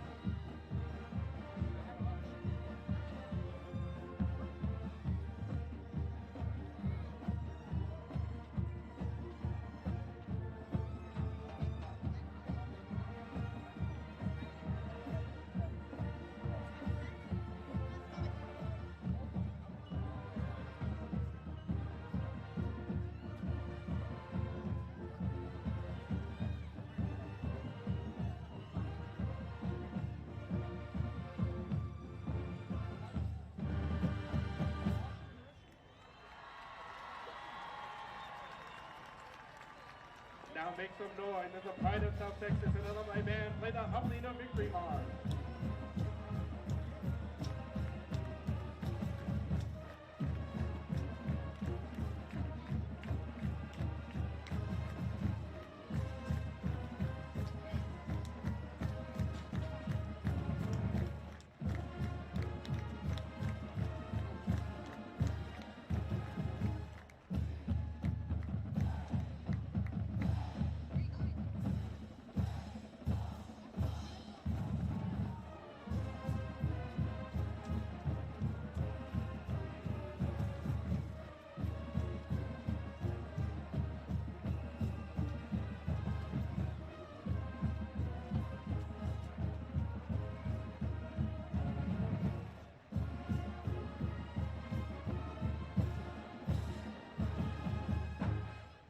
All right, Javelina Nation, show your Javelina pride as the Javelina Marching Band and Alumni Band play Jalisco.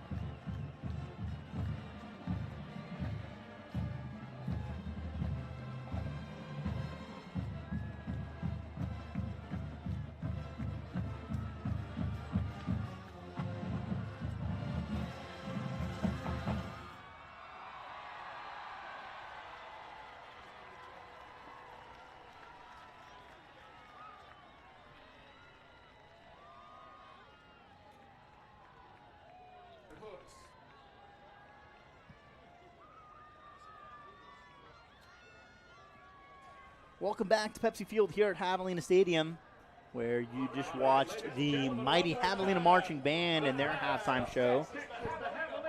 The Javelina is currently up 38-0 here at the half. Let's get through some first half stats, as I will start here on the Lincoln University side. Starting quarterback, Jay Carney III. Started the game and had a couple possessions there. He did kind of go down with a little bit of an injury on the far side of the field there in the beginning of the second quarter, and then that's when we saw Brazil come in. But Carney on the night is 5 for 16 with 51 yards through the air as long as a 32-yard reception. So his QBR right now is sitting at a 58. His back quarterback, Rob Brazil, came in. He's currently 2 for 8 with an interception. So the passing game for Lincoln University is not doing so well so far. Their leading receiver is going to be Trey Dimmings. Dimmings has 2 receptions for 38 yards. Just right behind him is going to be Seth Maldonado. Maldonado has 2 receptions for 25 yards. Hayes, Henderson, and Arnold are going to top out or ring out the remaining of the receptions there for the wide receiver group. On the ground, you have 2 backs with 10-plus carries. You're going to have L. Arnold, who has 3 carries for 10 yards, as long as a 6-yard run. And then you have Carney, who had a couple quarterback keeps. He has 6 rushes, currently only 9 yards on the ground so far. McCray and Brazil round out the end of that. On the flip side of the ball, complete different story here for the Javelinas, where your starting quarterback, Jack Turner, is currently 15 for 24. He has 4 touchdowns and 278 yards through the air. His current QBR, his current QBR is 214.8, which, for any of the stat nerds out there, that's a pretty phenomenal, if not outrageous, QBR rating right now for Jack Turner. He's obviously had some help through the air, where his leading receiver, C.J. Thompson, has 3 receptions for 76 yards and 2 touchdowns, one of those being a 56-yarder. Isaiah Thomas Or not, excuse me, not Isaiah. Ivan Thomas has 3 receptions, 75 yards. King Phillips has 3 receptions for 74 yards and a touchdown. Christian Kretz has 4 receptions for 36 yards and a touchdown. And Kevin Holmes Jr. has 2 receptions for 17 yards. 4 touchdowns through the air, 1 on the ground. Your leading rusher is Andre Branch. Branch right now 11 carries for 65 yards and a touchdown. Helping him out in the backfield there is Raymond Hudson III, who has 5 carries for 25 yards. Your team stats right now, the Javelinas lead essentially everything. They're leading first downs 18-5, rushing yards 90-13, receptions 15-7, receiving yards 278-69. I mean, they just yards per play. They're averaging 9.2 yards per play right now, compared to Lincoln University's 2.05. So that's just an insane difference in the fact that in the kickoff returns, the Javelinas haven't had anything because they just keep scoring, and Lincoln University is yet to put the ball into the end zone. Exactly. So the one stat, I guess, that Lincoln University does currently lead in is they have 3 returns for 66 yards total. The penalties, though, for both teams, not looking super great, but Lincoln University has 7 penalties for 65 yards. The Javelinas have 4 penalties for 30 yards. Time of possession is being led by Lincoln University at 17:27 compared to the Javelinas 12:33. But realistically, that's just happening because the Javelinas are scoring ridiculously quick. I mean, they started the game off a little rough, right? They had 2 fumbles, but since then, 37-second drive, touchdown. Minute 20-second drive, touchdown. 2 minutes and 24-second drive, touchdown. Minute 1 drive, touchdown. Minute 35 drive, field goal.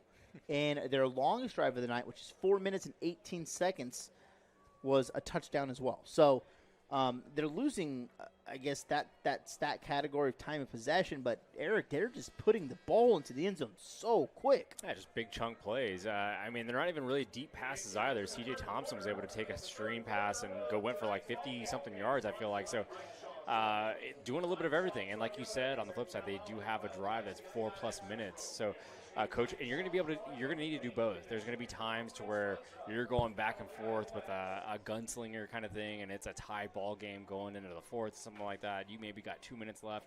You're going to want to eat up all that clock and score on the very last possession kind of thing. So, again, it's good. It's perfect right now before conference play starts. Iron this all out, show everything in what you can kind of thing, and put yourself into different positions to see how you can react and how you're gonna get the job done. Well, the Javelinas are going to kick this ball off here to start the second half. So let's see what directions head coach Scott Parr goes in with his offense and his – I mean, I want to see his defense too. See, it's the first game of the year. You're going to have lots of guys kind of cycling in and out, right? You want to see who's going to be out there. On the flip side, we mentioned it earlier, right? Kind of playing that devil's advocate. Yeah. There are only 2 non-conference games. So there's not a lot of time to kind of get the new quarterback in the new system with some new players and returning players kind of all on the same page, both offensively and defensively. So we'll see exactly how things go. This kickoff here is going to be caught at the goal line. Coming back up the middle of the field here is going to be L. Arnold. Ooh. As a player's helmet comes off here. But Arnold's going to be able to get up to the 17-yard line. So that's where the Oaks are going to start their first drive of the second half. I wonder if his name really is L. Arnold? L-E-L. It could be. It's a unique name, right? There's a couple unique names on, and that's kind of one of the cool things about, just getting teams from out of town and different parts of the country. It's there's just names that all over the place. All over the place, yeah. Absolutely. Zephaniah Fletcher. Say that 10 times fast. Zephaniah Fletcher. He's a wide receiver here for Lincoln University. Pretty interesting name there on their roster. Brazil starts this 4 wide, 2 wide receivers on each side of the formation here. Maldonado in motion to the right. It's going to be a handoff in the backfield, and another player's helmet comes off here for Lincoln University. I believe this handoff went to McCray, but I will confirm that after the bodies get off the floor. That ball went to Daryl Davis Jr. Yeah, Carl Brooks is the right tackle, the one that had the helmet pop off, so he's going to have to come out for a play.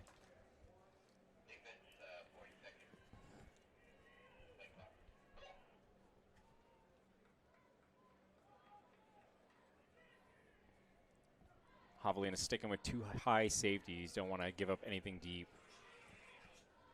Same formation here. You're going to have 4 wide, 2 receivers on each side. Davis Jr. to the right of Brazil.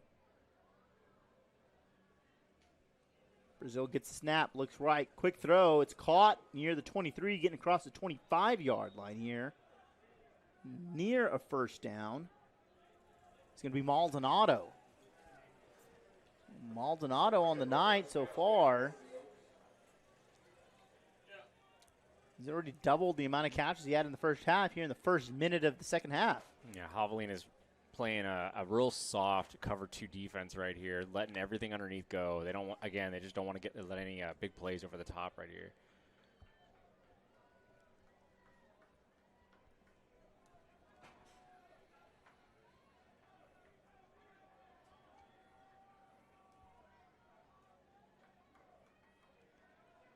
Javelina sticking with a 4 defensive front look. Brazil gets a snap. It's a handoff up the middle here. And it's going to go practically for no gain. Good stop there by the front 4 for your Javelinas on Davis Jr. Yeah, and the Javelinas, again, they're so aware of when these, when it's a pass and when it's a rush.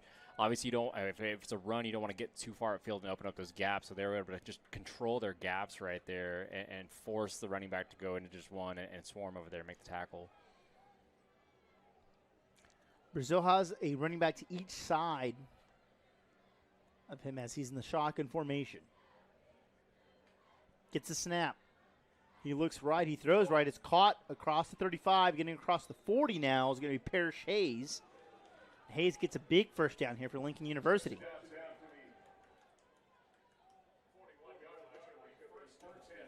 Kind of wonder here with the head coach Desmond Gumm's speech that was there in the locker room at the half. They've kind of quickly got a couple first downs here. And it's going to be a free play here for Lincoln University. Brazil wants to throw the ball deep, but instead he takes a shot here near the 30-yard line. He's kind of waiting for his receivers to kind of get downfield there and just chunk this ball up, but knowing that it was a free play, but instead he took a pretty big hit.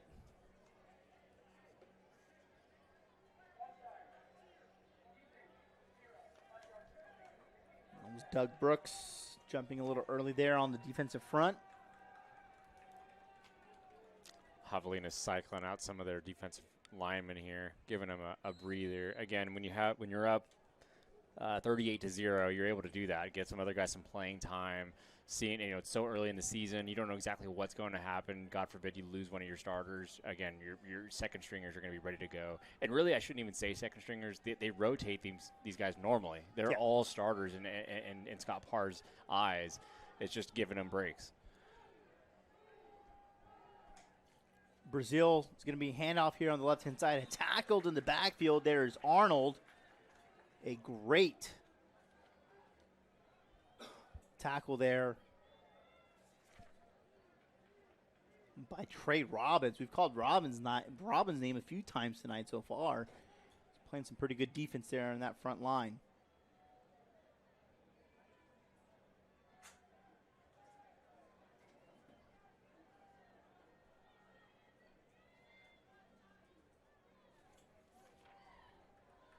Second down and 8 after the loss of a few yards here. Brazil gets the snap. It's a little low, but he picks it up. Throws it in the flat here, but a big hit near the 40. On that hit there for the Javelinas, Jamarcus Peters. And again, the Javelinas staying in a typical Tampa 2 look right here. The cornerback right there has the flats, and he just kind of floated into his zone right there, able to break down and make a good tackle. So remember, after the penalty, this was a 1st and 5 from the 44. Now it's 3rd and 10 from the 41.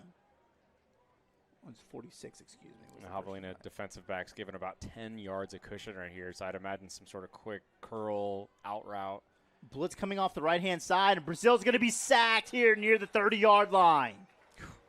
Multiple Javelina defenders there, but I think we're going to give that one to Trey Robbins. And they dialed up the blitz on that one. They had, I believe, 6 defenders in the backfield right there. And we're going to have a downed Lincoln University player here. I don't know if that's Brazil or not. Trying to get a number.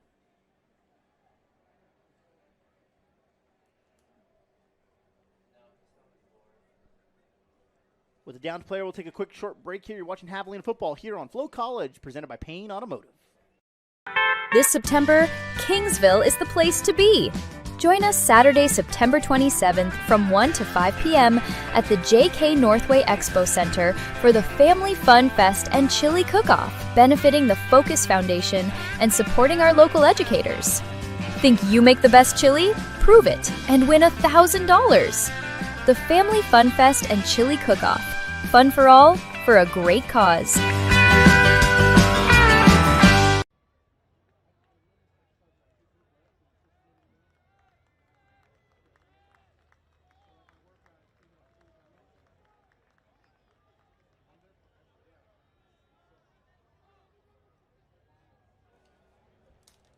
Carl Brooks able to get up under his own power off the field here. Just trying to kind of run out. Maybe his injury looked like maybe possibly a lower leg injury here. But he's looking to be A-okay here on the sideline. 4th and 20 from the 31 here, so Lincoln University is going to punt this football away. And they're going to blow this play dead. False start. See what this is for. False start. Is that the indication on the field?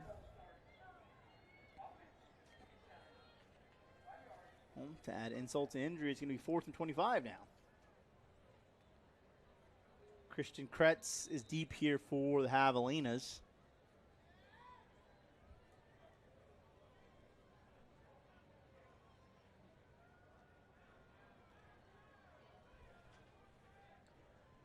Javelina stacking the line here, trying to get to the backfield here and possibly block this punt.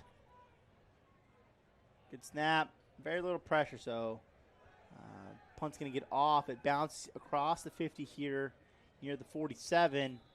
Looks to be down here near the 45. Yeah, so it sounded like that was off of us. Gets the snap, he looks left, he throws left. It's a little low, but it's caught by Fisher Frank. Frank, a freshman tight end out of Port Lavaca Calhoun High School. We talked about the Sand Crabs last night on our broadcast. Yeah, absolutely. Gave him a little shout out. So that was good for 4, so it's 3rd down and 1. Strickland gets the snap, looks left, wants to throw left. It's a deep ball, well out of the hands, well out of the reach there of King Phillips. So we'll see what that goes for. There is a penalty marker on the field, though. Yeah, the defender was able to stack Phillips pretty well there and keep him from beating him over the top. So it's going to be a holding call here on the Javelinas. Push them back 10 yards. So it's going to be a replay of 3rd down. 3rd down and 11 now.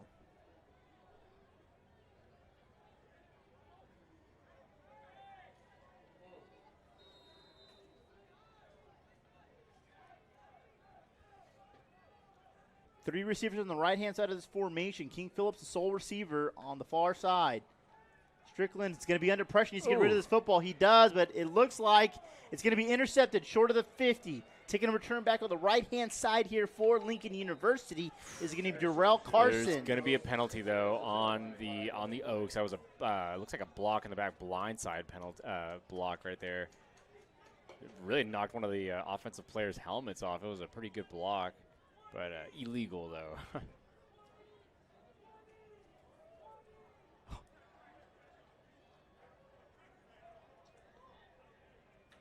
Strickland was under pressure there off the right-hand side of that line. And he had to get rid of that football pretty quick, but he's waiting for his receivers to get down the field. So he held on to it as long as he could, and getting hit as he threw the football just kind of popped it up into the middle of the field there in the air, and Lincoln University was able to come down with it. Yeah, you're kind of seeing him. It's taking him a little bit half a second longer to kind of get through these progressions, and there's unfortunately right there wasn't able to get the ball off before the defenders got to him. So Lincoln University takes over here at the 50-yard line after the penalty.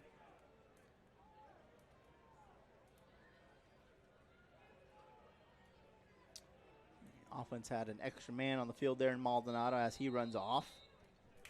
Brazil's going to have two running backs in the backfield, one to each side of him. In motion to the left, it's going to be Cross. He now lines up in the slot. Brazil gets the snap. He looks left. He's under pressure, rolling out to his left, throws the ball down the field, and it's in and out of the hands of the intended target. That was Antrell Jones trying to come down with that football, but he was unable to do so. Yeah, and very, very kind of cool play call right there. You had the receiver lined up in the backfield, as you noted, as a running back, and then ended up motioning him to the slot. As you could tell, whenever he motioned to the slot, as a defender followed him out there, kind of indicating that this was a man coverage play. Javelinas did end up blitzing, I think, 5 on that one. So something to kind of keep in mind. It's the game or the play before the snap. Yep, so. All those pre-motion, those pre-snap motions are going to try to give you a little bit of information for the defensive side. Brazil gets the snap, looks left, throws left, it's completed, short of the 45, cutting up field, getting across the 40 now. There is going to be Jalen Henderson. Oh. They're going to mark him down here at the 39-yard line, so I believe should be good enough for a first down, and it is. Yeah, be careful. Number 20 on the sideline didn't even have his helmet on. He's not even in the game, but he was pushing Javelina defenders off, trying to get him away from the sideline there, but kind of a little bit aggressively. Javelina's with 4 defenders up front again. And it's going to be a free play. No, they're going to blow this one dead here as jumping off sides here for the Javelinas was Noah Jones. Now, he did jump off sides, but we're going to see if it was because of an offensive lineman moving now. Let's see what the call is. I believe that's called encroachment. Yep. Going to give that on Noah Jones there. So, a little bit of deja vu there, Eric, but Noah Jones, a sophomore defensive tackle, 6'4", 280 out of Rockport, Texas, in Rockport High School. You love hearing the local kids. Dude, right? I was just about to tell you. You took the words right out of my mouth. Hearing the local kids on this roster is just good to hear. Yeah.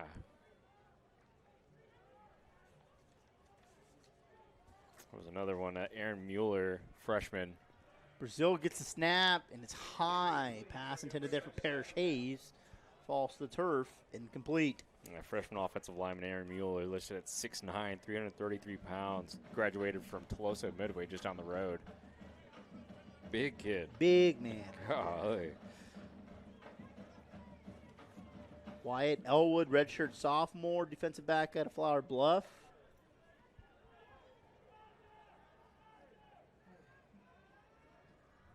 Some good stuff there. Yeah, Dorian Arredondo just from Kingsville here locally, so.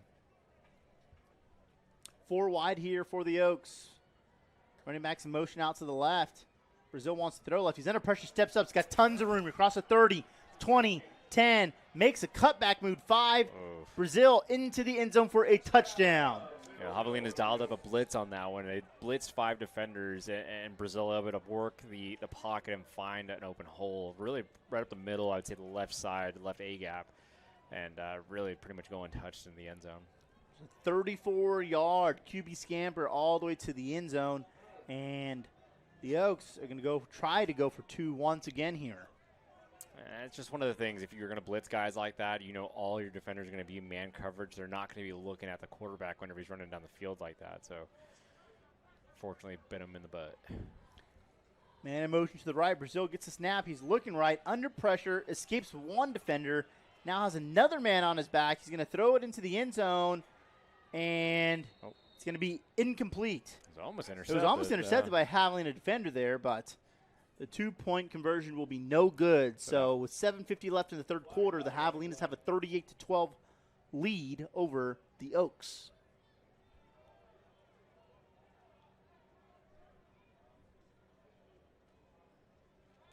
Trying to see what the issue is here. The defense is going back out onto the field.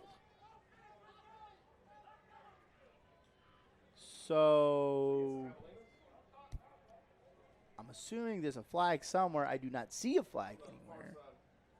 Big Frank's giving me all the good intel. He says the flag's on the far side of the field here. I wonder what the call is going to be here by the officiating crew. The Oaks will have another shot at trying to complete this 2-point conversion. And that was the local kid. We just gave him the shout out, but Wyatt Elwood with the pass defense on there almost had the interception.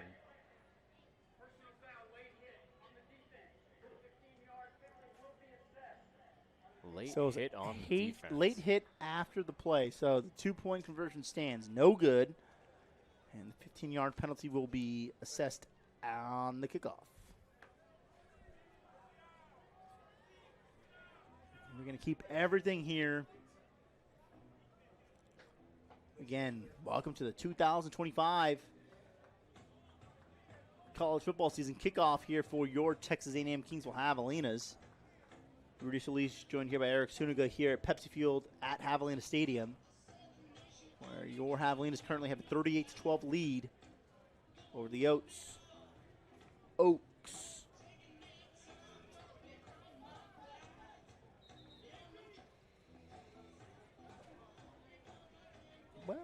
We thought we might go to immediate, but I think we're going to keep it here as the teams are going to kind of get out onto the field.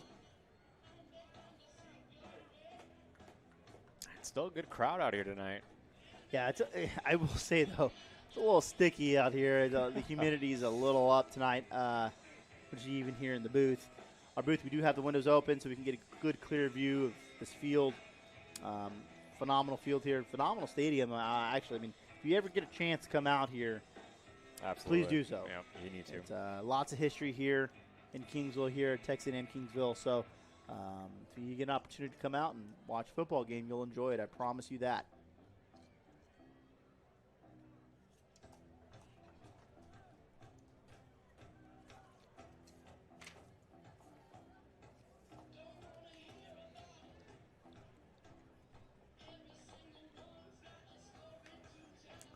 Kicking off from the 50-yard line here.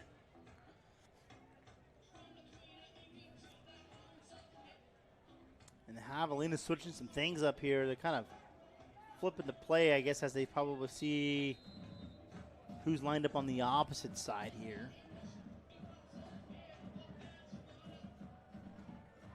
Instead, the ball's going to get kicked deep. It only gets down to the 3-yard line, though. So return here on the right-hand side. Trying to break one tackle there is Corey Logan, but Logan's only going to get up to the 17-yard line.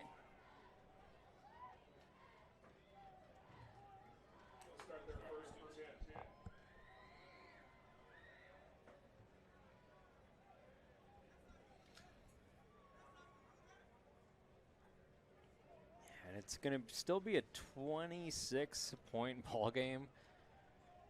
So 4-possession game here. Yeah, 4-possession game. 7:42 left in the third quarter. Let's see if I mean, it's not, based off the first half, not like Scott Parr to keep the ball on the ground here to get some clock rolling, but that's exactly what they do.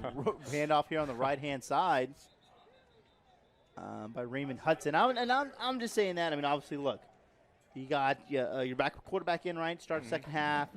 He didn't start off too hot. He's got 2 interceptions, 1 return for a pick 6. That's essentially all the points that are on the board right now are those 2 interceptions. Yeah. Or 2 interceptions that led to the points. Yep. So, probably knowing that he's up for 4 possessions, probably try to run some clock. Still get first downs, of course, but trying to keep the Javelinas with possession of the football a little bit longer. Like you said, Rudy, it's been 2 big plays that put points on the board for the Oaks. So you take those 2 plays away, you're back to 38-0. Strickland was kind of having to run for his life there. He's under pressure. He just kind of got rid of that football here on the left-hand side of the football, left-hand side of the football field. Yeah. And pass fell to the turf, incomplete. So quickly 3rd down and 11. Yeah, big Jimmy Odom in here in the game. Again, listed at 6'6", 409 pounds. He's a center. Yeah, you look at him on that offensive line. He's huge. Little screen out here on the right-hand side. God. It's going to be caught, but a big hit there taken by C.J. Thompson at the 20-yard line. Trying to get a number on that. I think that was Darrell Carson with the hit. And quickly, the Javelinas going to punt this football away.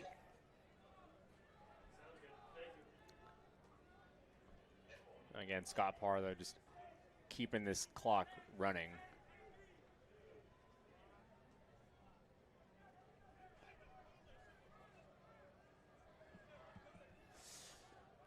Javelinas shifting to a different look, still in a punt formation.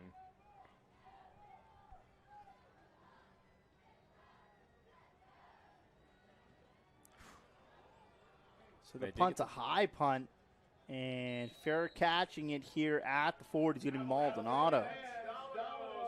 We're going to take a media timeout here with 5:53 left to go in the 3rd quarter. You're watching Javelina football here on FloCollege, presented by Payne Automotive. Hey, Mox, get in the truck. Let's roll. Let's go. Get in the truck. Get the truck.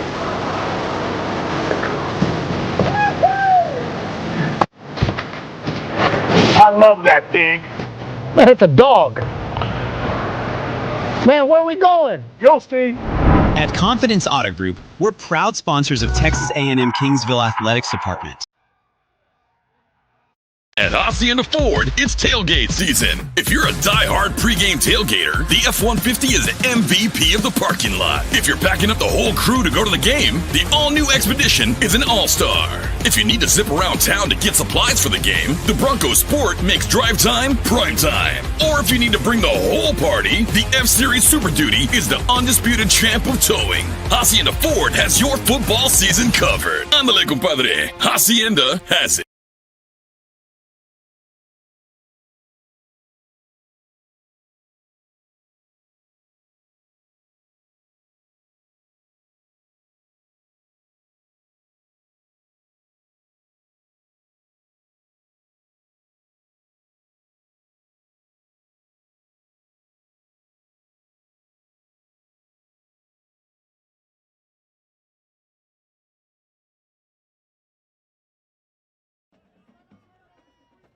Texas A&M-Kingsville, we've got 100 years of excellence backing us up.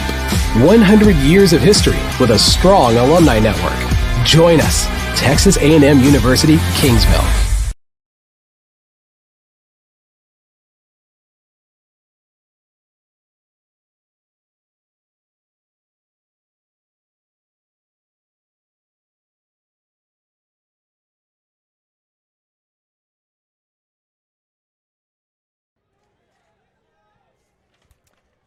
The Oaks take over here at the 40-yard line with 4 wide. Maldonado in motion to the left. Brazil gets the snap. He's going to look at the left-hand side. Maldonado's caught here at the 50. Gets across the 45 down to the 44. You could hear the Javelina coaching staff next to us shouting that he was moving forward on the snap. That is supposed to be a penalty there. So there's somebody going to relay down to the sideline and have somebody remind these refs to take a look for it. Yeah, he can move left to right, can't move forward.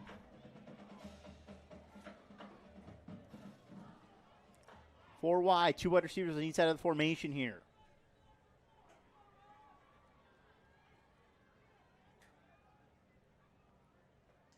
Man in motion to the left. Brazil gets the snap. It's going to be a flag here for a hold. Brazil took a shot here. And it's intercepted at the 40. And for what you could think is this penalty is going to get declined as Quinton Montgomery comes down with the interception. Yeah, Jakari Howard's the one that made that play, though. The freshman defensive end was able to rush off his right side and push Brazil off to his right side and made the hit as soon as he made that throw, threw it up in the air for the interception. Great play.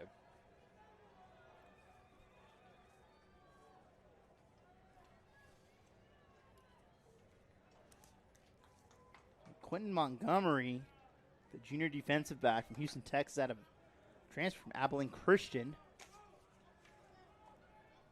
Coming up big there defensively for the Javelinas with 5:01 left to go.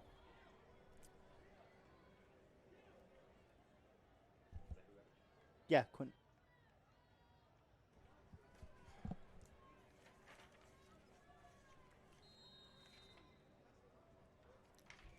Strickland's in the backfield.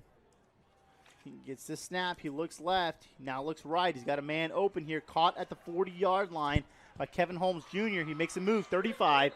Finally taken out of bounds here near the 32. Yeah, great job right there by the offensive line, giving Strickland plenty of time back there to read all his progression. I think I saw him go through at least 3 progressions right there and making a great pass. Quickly back to the line. It's a handoff here. Big hole on the left-hand side by Hudson. And he gets down to the 22-yard line. Again, good enough for a first down. Raymond Hudson with a gain of 10. Yeah, Hudson with the awareness to hit the hole right there and still making jump cuts and making guys miss. Quickly back to the line of scrimmage is another handoff to Hudson, but in the backfield quickly there for the Oaks is Josiah Flores. And Flores just sold out on the run right there, went straight for the running back. I wouldn't be surprised if Strickland maybe pulls that on one of these next plays and maybe takes it for a big play. Strickland gets the snap. Pressure coming up the middle. He's going to get rid of this football quick on the right-hand side, and it's nearly caught here on the near side of the field by Kretz. But it falls to the turf, incomplete. A little bit underthrown. The Oaks did call up and dial up a blitz right there, so he had to get rid of the ball a little bit faster than he wanted to. But he lofted that up, tried to leave it in the air a little bit longer just to kind of let his receiver, Kretz, kind of adjust to the pass. But again, just was not able to and bounced off the ground.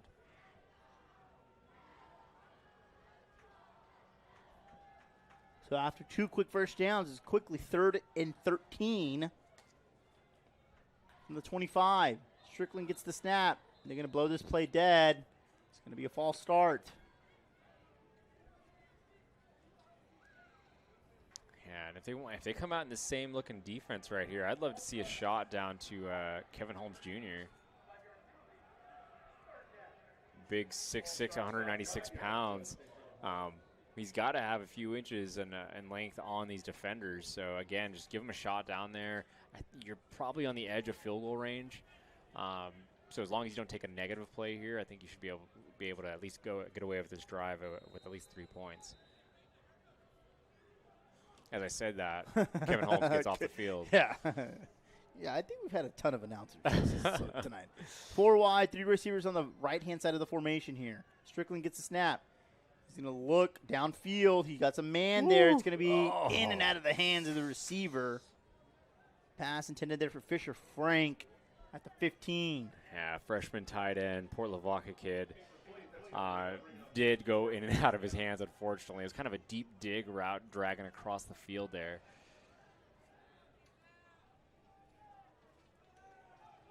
So they're going to attempt this field goal here. It's going to be a 47-yard field goal attempt.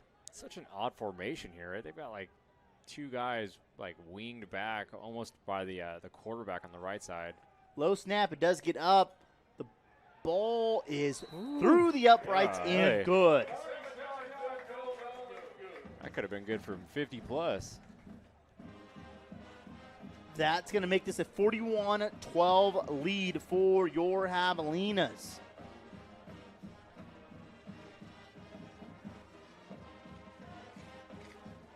Well, Eric, that last drive looked a little bit better there from Strickland. I mean, he got the ball down the field there quickly, a couple first downs, but stalled out there on that last set of downs, resulting in the 3 points. Absolutely. No, he's trying to see him. He's starting to finally get comfortable. Offensive line's getting him a little bit more time back there.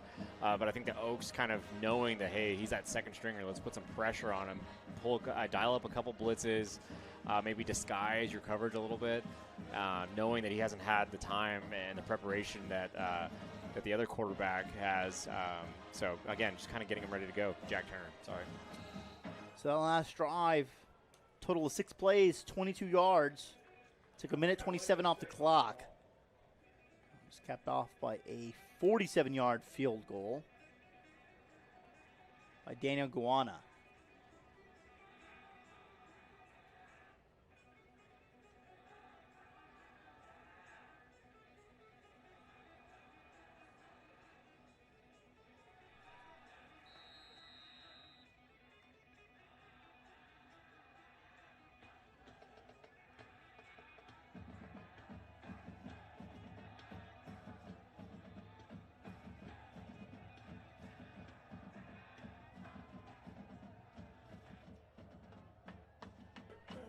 This kickoff going to be through the back of the end zone for a touchback.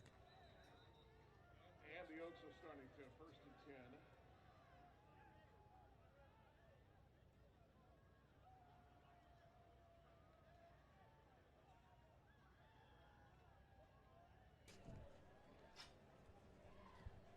The ball going to the back of the end zone. The Oaks are going to start this drive here at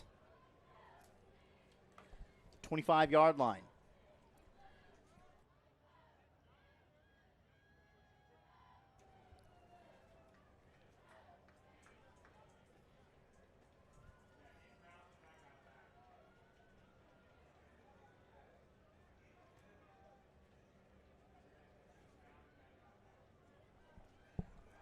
First and 10 from the 25. Brazil's in the backfield. Maldonado to his left. Brazil gets a snap. He looks right, throws right, and ball falls to the turf, incomplete. Pass there was defended pretty good there by Michael Lewis.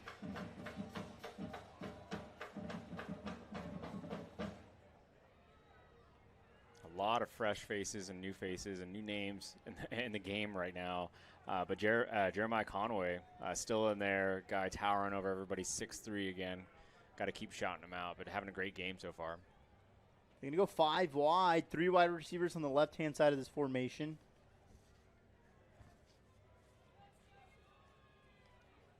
Brazil gets a snap, only rushing 4 from the Javelinas. Ball gets out on the right-hand side. Pass intended there for Maldonado. Falls to the turf, incomplete. Yeah, Maldonado trying to settle in between a couple zones right there. But Brazil was a little bit rushed on that pass. A great pass rush by the Javelina front 4. Just a little bit off target. Eric, I'm just going to make note. We're 3:25 left to go here in the third quarter. We're approaching the 3-hour mark on this kickoff. I mean, since kickoff on this game. So, and I say that we're going to take a timeout here by the Oaks, but I think that's kind of a product of maybe passing the ball a lot, right? Incomplete pass stops the clock. Scoring quick has a lot of downtime. Scoring a lot has a lot of downtime. So, with the Javelinas up 41-12 right now, this could probably approach 3:30, 3:45 here by the end of it. Yeah, no, absolutely. Again, with those quick drives, minute and a half, 2 minutes, 3 minutes. I think the longest drive has been 4 minutes. So, yeah, again, there's going to be a lot of downtime in between all those.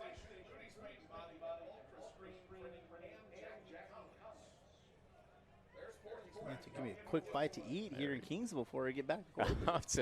Waterburger might be calling my name. Hey, you know? now. There is Porky's Pack making another round.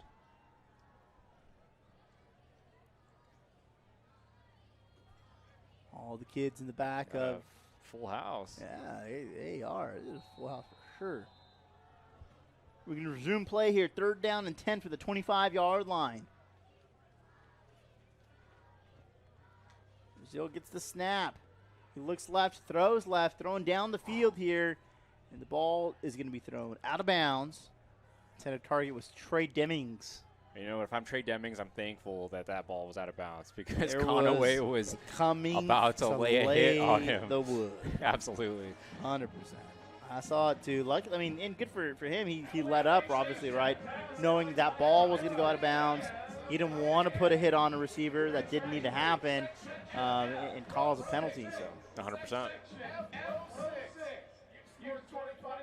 It's my boy Porky. He's got it made, man. Fresh foods, fresh water there. He's just kind of doing his rounds around the track. Again, guys, if you haven't brought your family out here, you need to. You got bounce houses out here. You got great food, great vibes. Something for everybody out here. For sure. Super high snap.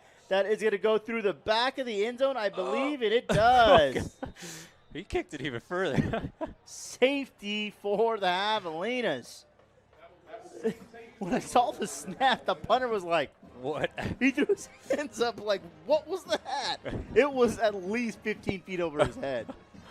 I have no clue what that was. If you're the long snapper, you kind of just make your way to the bench and find a corner over there. Start. That was rough.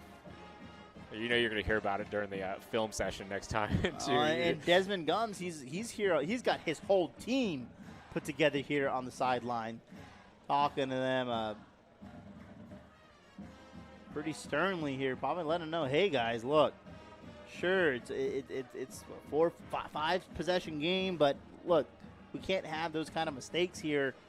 No matter what the score is, no matter how much time's left in the game, we need to make this work. Absolutely. No, it starts with the fundamentals. Again, if we can't just do a simple snap to the punter here and punt the ball, like, what are we doing here? You know, I'm trying to, incorporate all these fancy plays and all this kind of stuff. But it's like, man, we need to get back to the basics here and let's just start blocking, start tackling, and again, start snapping the ball. So both teams going to come back out onto the field. There's going to be 10. Oh, now the 11th player makes it onto the field. Well, and I mean, at least for Lincoln University, I mean, it's a long trip for them, right? They got to get down here. Again, it doesn't look like they have as many players on the sideline here compared to the Texas A&M-Kingsville side. So, it's the heat, the humidity, the long trip. Kind of all be just kind of catching up here. This punt was a free kick. Yeah, it was caught here just short of the 50. On the reception there was Colby Hesseltine out of Sinton, Texas. Hesseltine. So that seems like I know. There was a former coach, King Mustangs, Hesseltine. I wonder if that's any relation. Porky's Pack getting no breaks tonight. Keep rolling. Just everybody stay in the train, stay on the card. Keep it going. So you got a member of the chain gang looking like taking a break on the bench right now? I'm sorry, guys. I'm locked in right now. Nothing's getting past me. Strickland gets the snap. It's a handoff straight up the middle here. This went to Edward Chumley, and there's going to be a flag in the back, way in the backfield. Not in the backfield, excuse me, way downfield. Jonathan Jordan throwing his hands up, kind of trying to plead his case a little bit, but I think the ref's really not trying to hear it at all.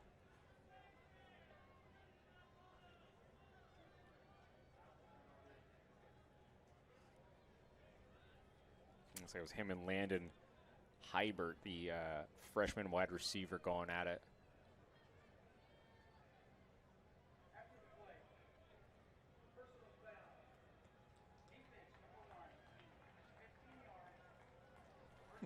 And they're still talking. They're still talking at each other. We'll see exactly what happens here, but that's a free 15. It pushes the ball across the 30 down to the 27.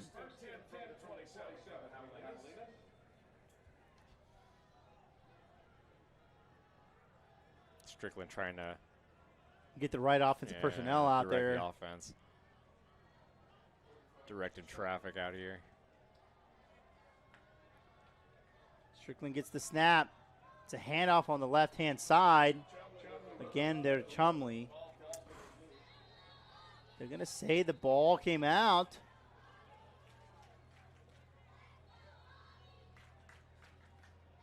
See Strickland trying to keep his offense on the field. And they are going to say that it's Javelina football right here. Now it's crazy. What happens at the bottom of them scrums? Ball could change possession multiple times, and the official's still trying to figure it out. Either way, the Javelina is quickly back to the line of scrimmage. It's another handoff here to Chumley up the middle, and he's going to get across the 15-yard line. They'll mark him down at the 15, but nonetheless, it's good for a first down here and moves the chain gang. And Chumley's a freshman, 5'10", 169 pounds, so pretty light, but still. Chumley gets the football once again. Getting Gets the most of these yards. down to the 10-yard line.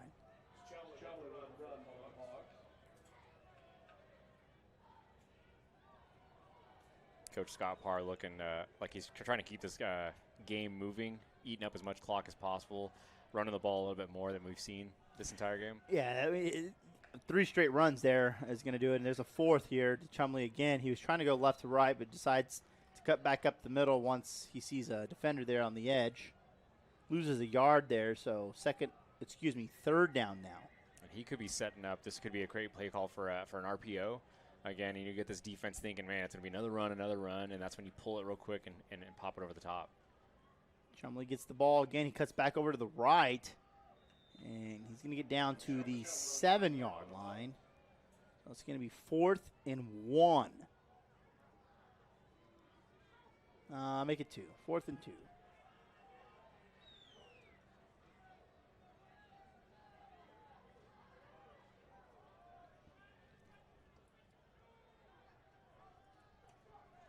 Coach Parr trying to sort it out as well, getting his offense set. Yeah, they're going to have to get another playoff here before the end of the 3rd quarter. There's a good 15-second difference between the game clock and play clock. It is a handoff here to Chumley. He tries to go up the middle. Does he get to the line to gain? We'll see.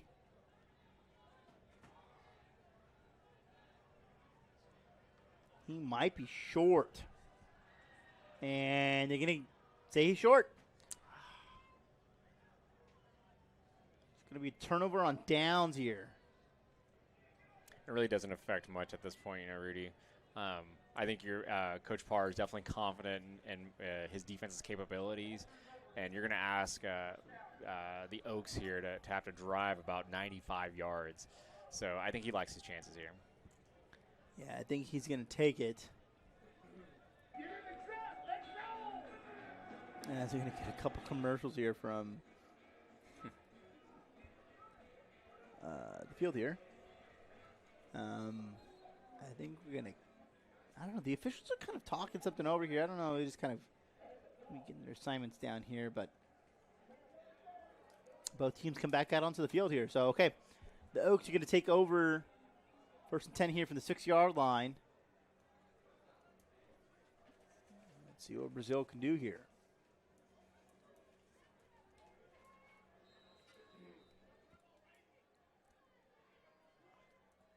As they have for the majority of the night. Looks like Javelina is going to stick with a 4-man defensive front, kind of like a Tampa 2 looking defense. Maldonado motions to the left. The pass out here on the left-hand side, and it's caught by Trey Dimmings. But it's going to be a flag on the play here. That's a holding. That's going to be a safety.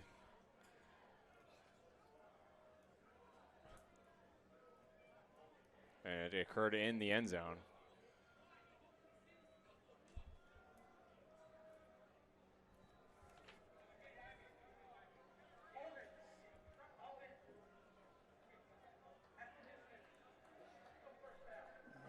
Did it not happen in the end zone?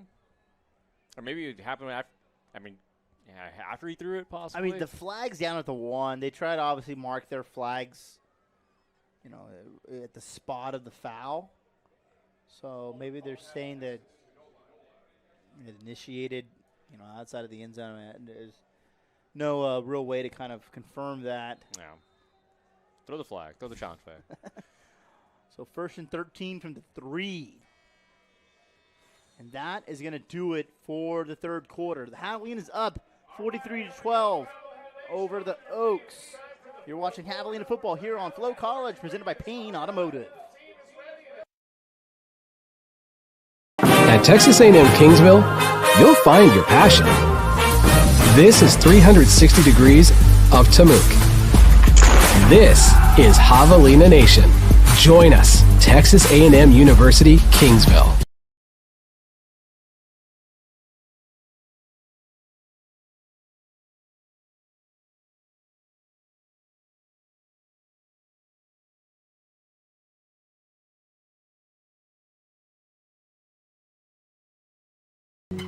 De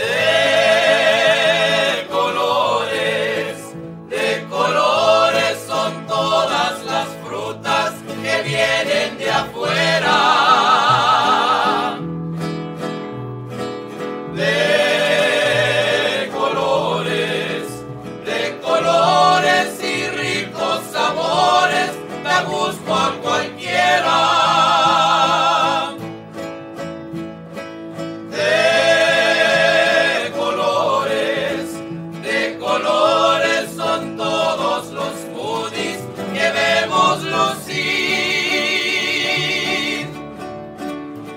Por eso se usan las frutas más frescas del mundo aquí en Scudiquí.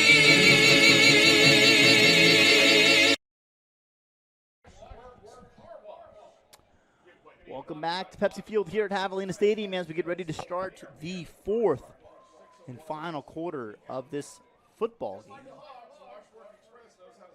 Your Javelina is currently up 43-12.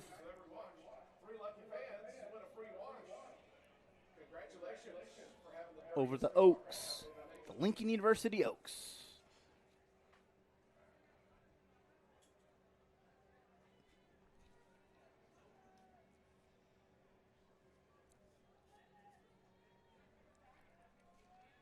I don't know what is keeping the game from starting. Back up, but here we go.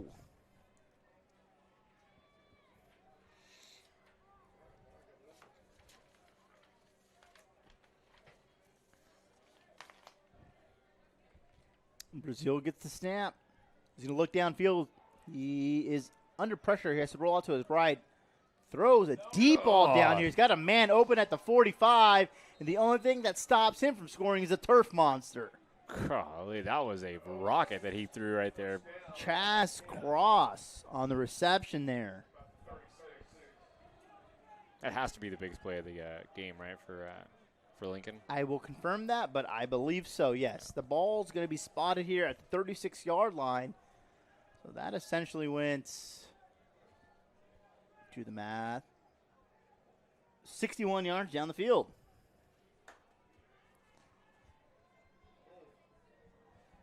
So 1st and 10 here from the 36.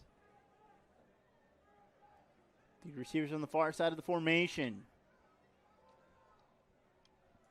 Brazil gets a snap, looks left, wants to throw deep on the right-hand side. He's got a man there, and it's going to be intercepted. Jalen Henderson had the football, popped it out of his hands, and the Javelinas were turning this on the near side of the field.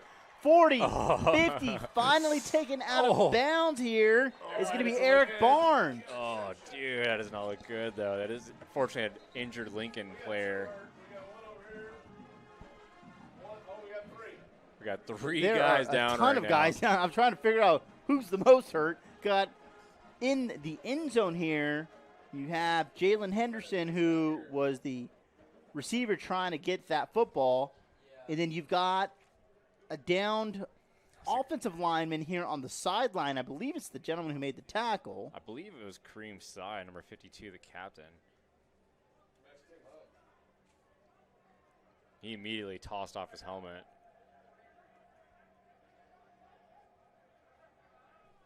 So he's trying to maybe. Oh, no, he's just rolling over. He's getting up. All right. All right, so let's take a quick short break here as we're going to kind of see what happens here with these injuries. But, yeah, you're watching Javelina football here on FloCollege.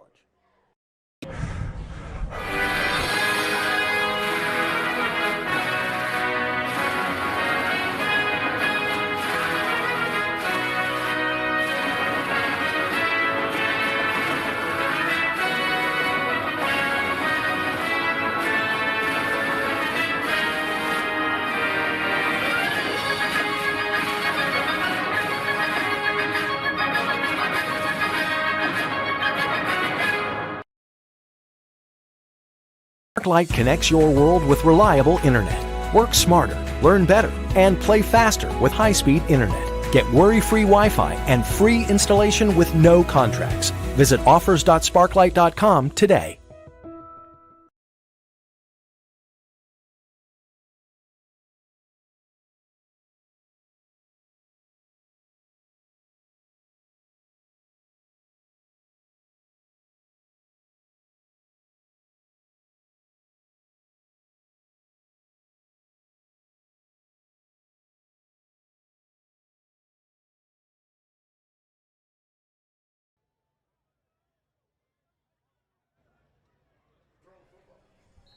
There's, after the penalty, moving the ball down to the 25-yard line. That's what the Javelina is going to start this drive. Strickland gets the snap. It's handoff up the middle here by Chumley. And Chumley gets down to the 21.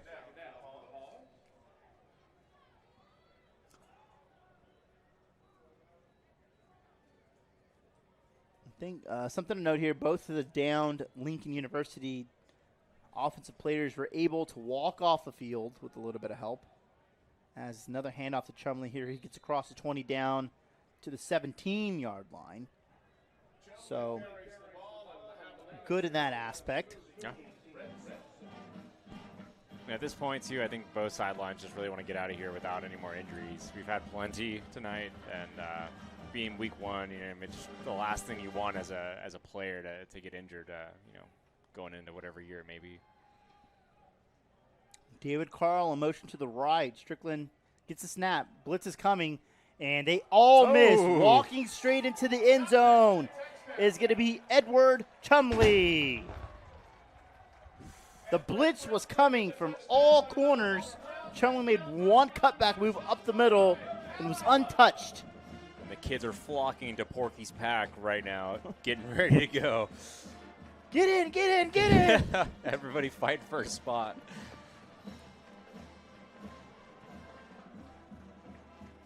So we're an extra point away from putting 50 up on the board.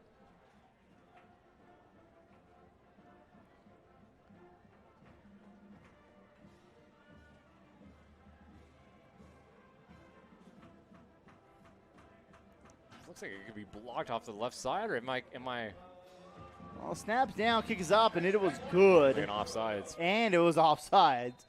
Decline so they'll decline that and make this a 50-12 football game.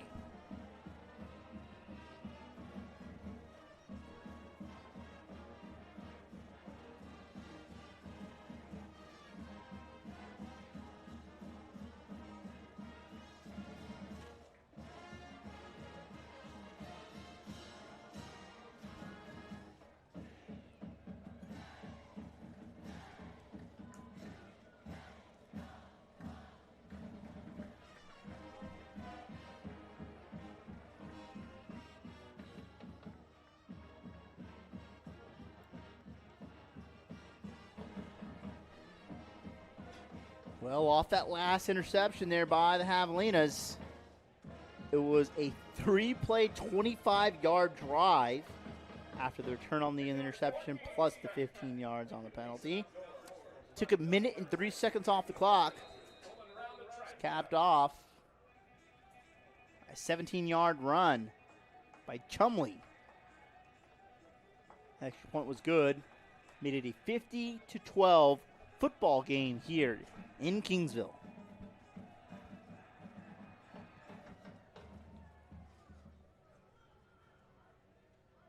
Good kickoff here. It's about a yard or two deep into the end zone, but they're going to return this football back, and I'm not sure that was the right thing there.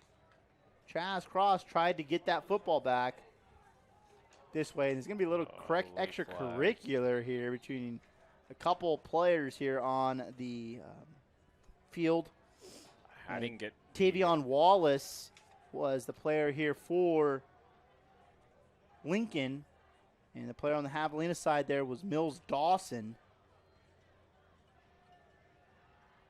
And I didn't get the number on the defender, but Parrish Hayes was trying to block, and one of the Javelinas just blew him up back into the kick returner right there.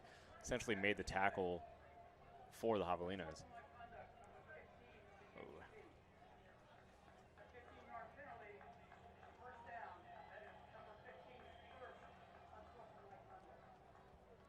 So first unsportsmanlike conduct penalty there on Mills Dawson. He's listed as a quarterback. But I mean, I guess you never know. You never know? You never know. Just gonna look at my other, all the papers. Look at all the papers.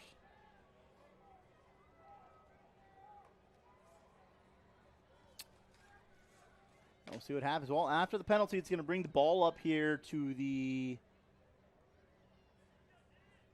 I feel like it should be more than the 31, but that's where they have the ball spotted right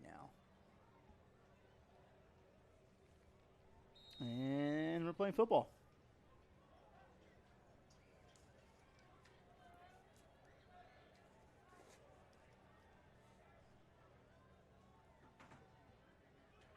Davis Jr. motions to the left. Brazil gets the snap. He throws right, and that pass is going to fall to the turf, incomplete. Intended target there was Antrell Jones.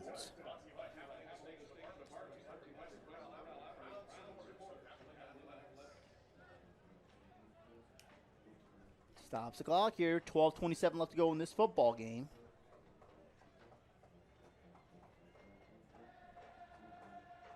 As the Javelina Marching Band start going with some Hey Baby right now.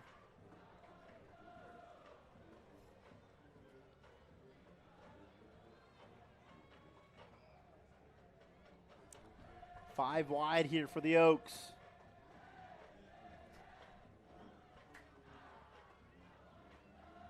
Brazil gets the snap. He looks left, throws left. It's going to be caught. Getting across the 40-yard line. I believe that is. Nope.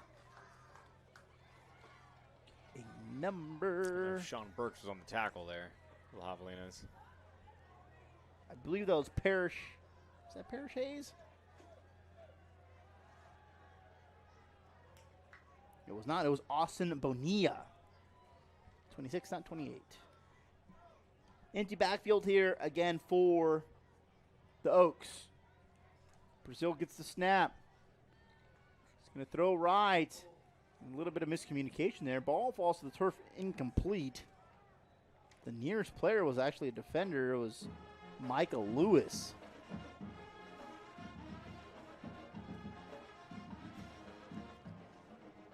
Fourth down and short coming up. Yeah, 4th and 1.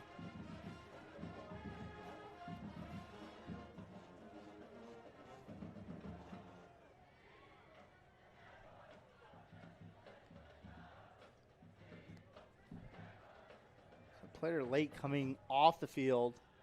So late substitution here. 10-6 left on the play clock. Brazil gets the snap. Looks left. Throws left. And the ball is in and out of the hands of Maldonado. That would have been a first down if he held on to it. Easily been a first down. He had enough room to make the completion. It just hit him in the chest and fell to the turf.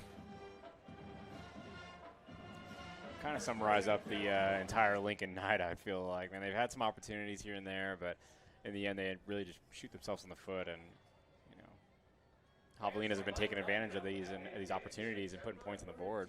Yeah, I mean, and again, the 12 points that the Oaks have been able to put up on the 9, one of them was pick 6, and the other one was points off of another turnover, essentially. So, you know, another short field. So, besides that, the Javelina defense has played lights out. Strickland is in the backfield. He gets a snap off. It's a handoff on the left-hand side here. Barreling down the field there is Kobe Burgess. Or is that Levi? Or is that Levi? Yeah, Levi. Oh, man. Fontenot. Yep. That's what it looks like, guys. Lincoln look like It's they're a showing free a blitz. play, and they're going to blow this play dead. I want to say the entire defensive line there went off sides. Do they ever run the clock in college? I do not think so. We call some high school games, and That happens every now and then. yeah, every once in a while they'll just end up running the clock.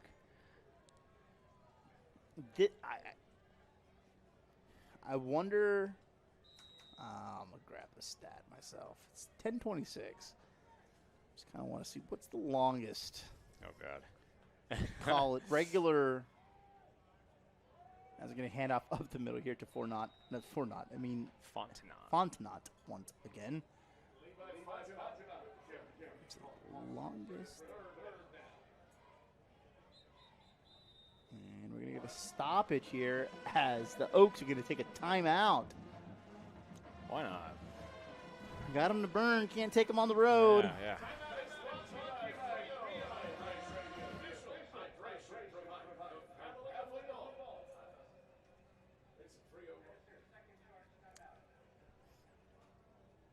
So we're going to keep it here. All right, lad, we're going to go to media timeout. You're watching Javelina football here on FloCollege, presented by Payne Automotive. We have one name, Neeson. We're in one location, Kingsville, and we sell and service 8 incredible breads.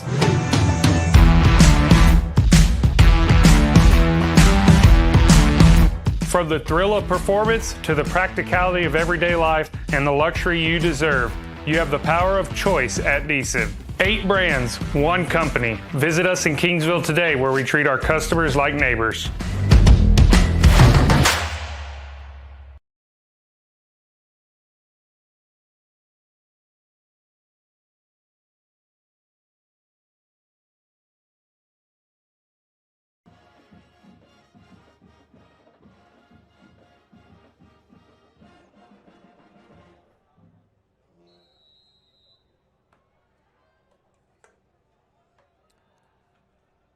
Strickland gets this snap. It's another handoff.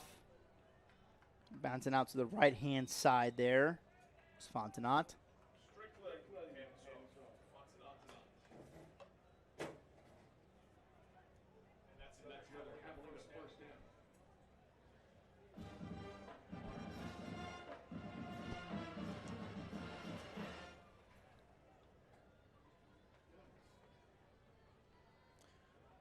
Another handoff here, Fontenot.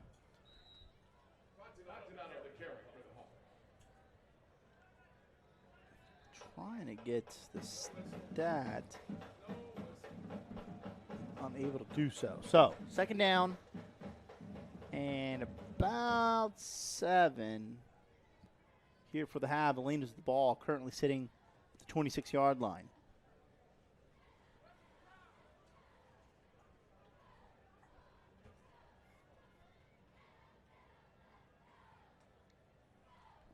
Fontenot and Strickland in the backfield. Fontenot's going to take the handoff here.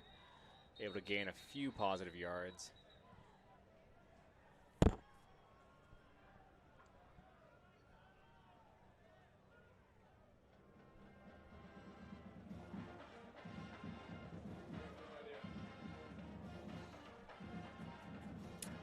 He's setting up a 3rd and about 5.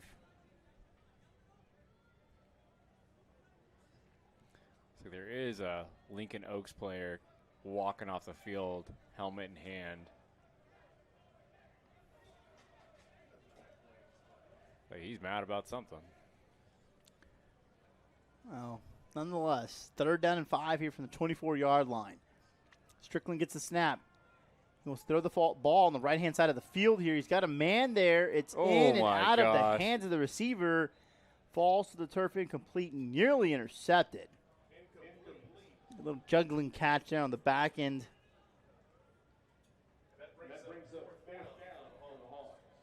Of the end zone.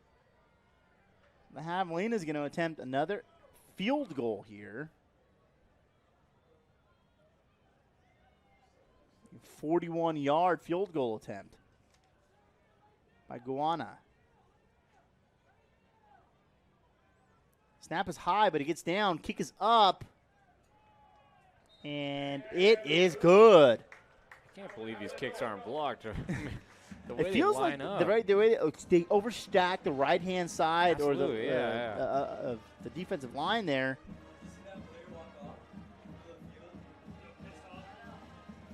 Well, with 9:12 left to go here in the football game, the Javelinas are up 53-12. We'll take a media timeout. You're watching Javelina football here on FloCollege, presented by Payne Automotive. At Hacienda Ford, it's tailgate season. If you're a die-hard pregame tailgater, the F-150 is the MVP of the parking lot. If you're packing up the whole crew to go to the game, the all-new Expedition is an all-star. If you need to zip around town to get supplies for the game, the Bronco Sport makes drive time prime time. Or if you need to bring the whole party, the F-Series Super Duty is the undisputed champ of towing. Hacienda Ford has your football season covered. Ándale, compadre. Hacienda has it.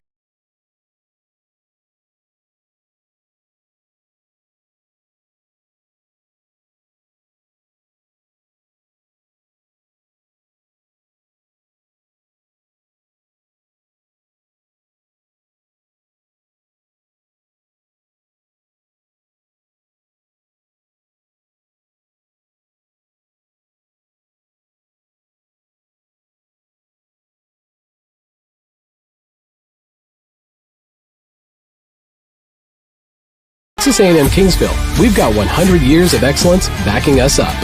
100 years of history with a strong alumni network. Join us, Texas A&M University, Kingsville.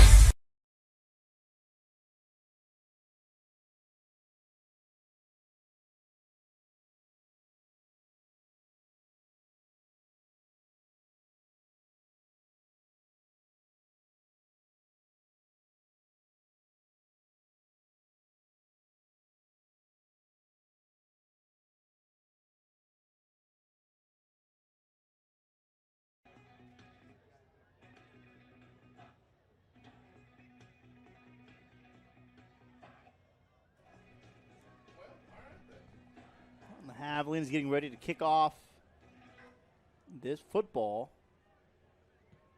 And it's a good kickoff.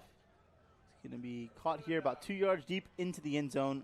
Brought back out by Cross, who runs into his own player and only gets up to about the 16-yard line. And 9:05 left to go here in the ball game. We're just over the 3.5-hour mark here. The longest college football game without overtime is 4 hours and 5 minutes between Alabama and Mississippi in 2015. We're getting there. Only got about 33 minutes to beat that. I'm pretty sure this quarter, the remainder of the quarter, won't last 33 minutes, but we might get pretty close. We'll see what happens. 9:05 left to go here in the ball game. Javelina's up 53-12 over the Oaks.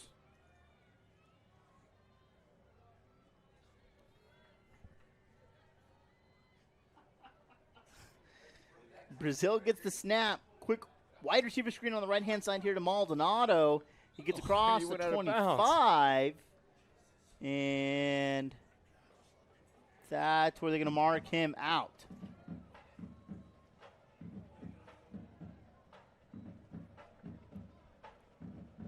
So it's going to be 2nd down and 1 now. Clock's rolling. Porky's pack making its way around the field once again. A 34-yard field goal was a 7-play, 16-yard drive. Took 2 minutes and 28 seconds off the clock. Brazil gets the snap. It's a handoff up the middle. Trying to break free, but unable to do so. There's Darrell Davis Jr. So he gets back to the line of scrimmage. 3rd down and 1 still.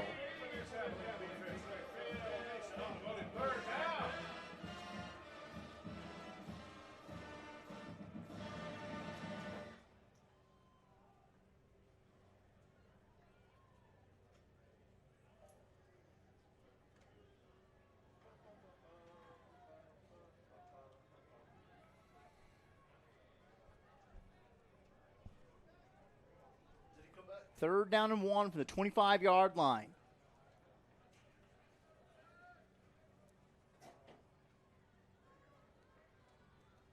Brazil gets the snap, goes out to the right-hand side, quarterback keep. He gets up to the 29, picks up the first down for Lincoln University. It's always funny seeing these guys. They'll make these big plays, get a first down kind of thing. Obviously, a reminder, the score is 53-12, and the Lincoln Oaks are motioning first down. Like, hey, put it in the Javelina's face. It's like, come on, guys. Oh, yeah, move the chains. Move the chains. Remind everybody that is their 12th first down of the game.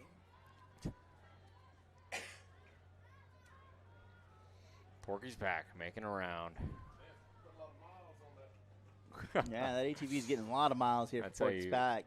Neeson Outdoors is loving it. Pass over the left-hand side, caught, and getting across midfield here, jumping. It was Jalen Henderson. He's trying to get over a defender there, but he gets taken down here at the 47-yard line.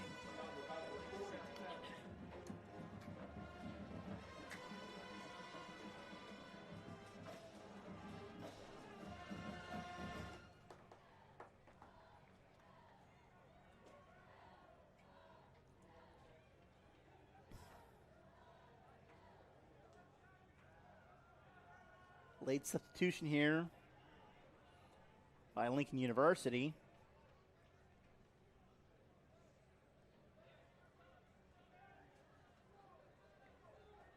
Ball's across midfield. 1st and 10 from the 47. Brazil gets the snap, looks left. He wants to throw deep on the left-hand side, and it's going to fall to the turf incomplete. Intended target there was Parrish Hayes. His ball is a little bit out of his reach to make that happen. Just under 6 minutes remaining in the game. Unfortunately, stopping the clock with that incomplete pass.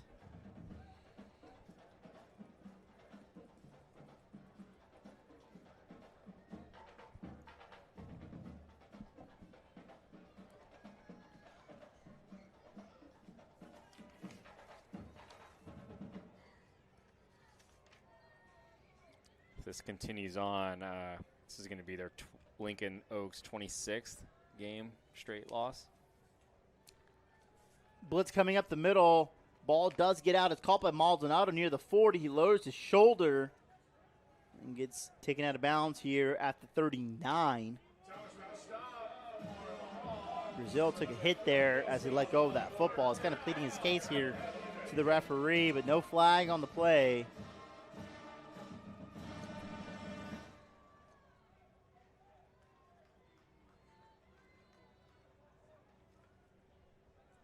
I was going to say the Oaks are missing a player in the huddle here, but he was at the far end of the field there, already kind of lined up. 3rd down and 2.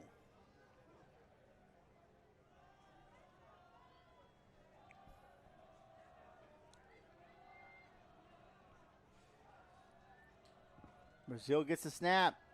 Handoff on the right-hand side. Trying to make a tackle there in the backfield for the Javelinas.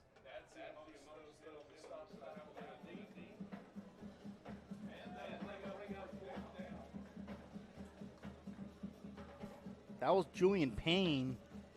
He ended up not making the tackle, but he did come down. He came down hard, strong, and tried to make that tackle in the backfield there. 4th down and 2.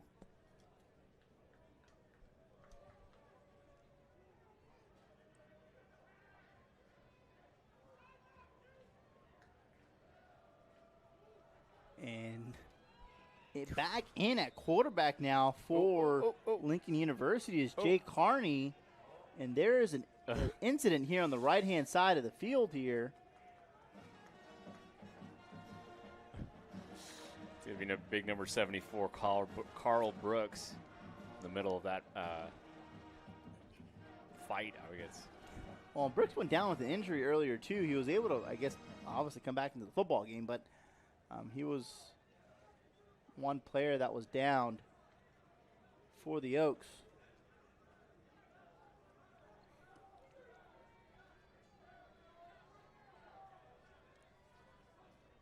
Fresh set of downs here for Lincoln University. 1st and 10 from the 35.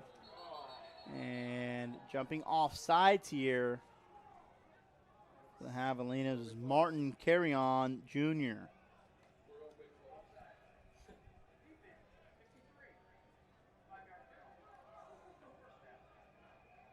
25 minutes till we make history over here.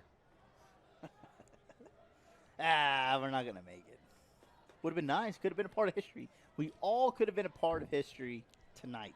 I can only imagine the amount of fans that are tuning in right now waiting for us to make history on this night. I know Big Frank's excited about it. 1st and 5 from the 30. And again, Carney Jr. is back in at quarterback. We haven't seen him since early on in the second quarter. Oh. And Carney Jr. loses his football. It's on the turf, picked up, being returned on the right-hand side of this field. Darian Arredondo. Carney might be the He's at the 20, the 15, 10. Oh, God! He runs over his own teammates. Oh, no. Oh, what? Oh, no. He should have had that. That was the local kid, Dorian Arredondo out of Kingsville. Returned that 60, 70 yards right there. And had what? I don't even know where they're going to put this. Let me see where they're going to put this. He was like 3 or 4 yards short of the end zone. He returned 1 yard there at the 1 yard line. He returned that 69 yards.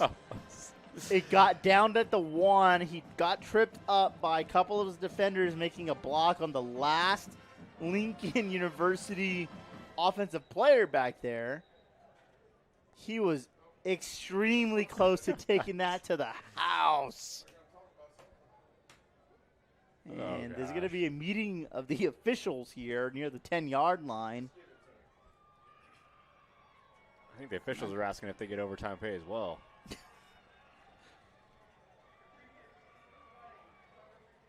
They're going to review this. They want to see if he gets into the end zone. Reviews are going to take at least 5 minutes. Honestly, I will take this review because, hey, imagine scooping up a fumble and returning it 70 yards downfield. We're going to take a break here as the officials are going to head to the tent to see or to review this play. The Javelin is currently up 53-12 over the Oaks. You're watching Javelin football here on FloCollege, presented by Payne Automotive. At Texas A&M-Kingsville, you'll find your passion. This is 360 degrees of Tamook. This is Javelina Nation. Join us, Texas A&M University, Kingsville.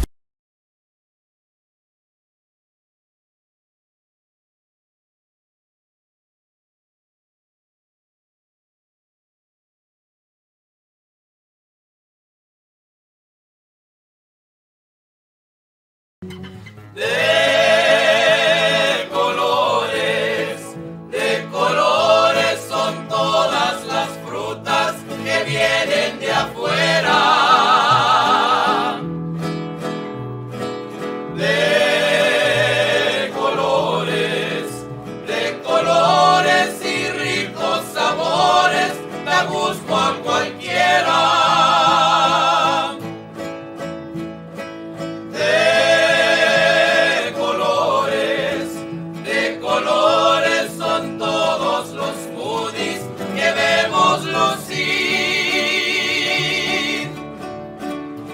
Por eso se usan las frutas más frescas del mundo aquí en Scudiquí.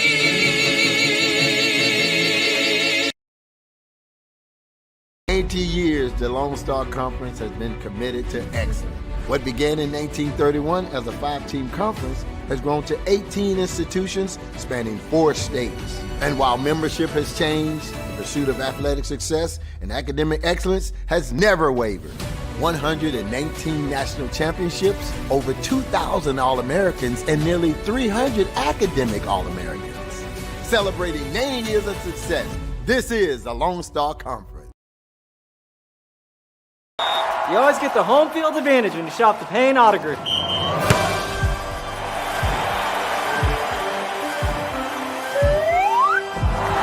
It's good! Make this the summer event. Get $15,000 off MSRP on all new 2025 Ram 1500 Lone Star Crew Cabs, plus additional Conquest cash is also available at Payne Rio and Rio Grande City, Ed Payne Motors, Payne Alice, and Payne Edinburgh. Lo que tú quieres, regardless.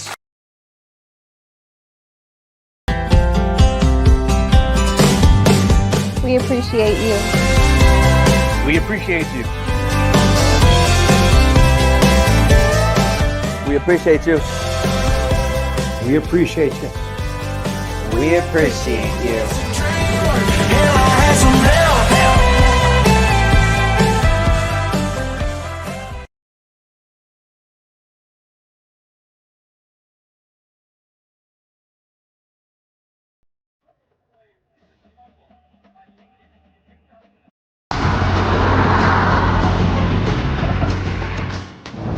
Man, are you sure you can't tell me where we're going? We're going to the game. Game? What game? Look for yourself.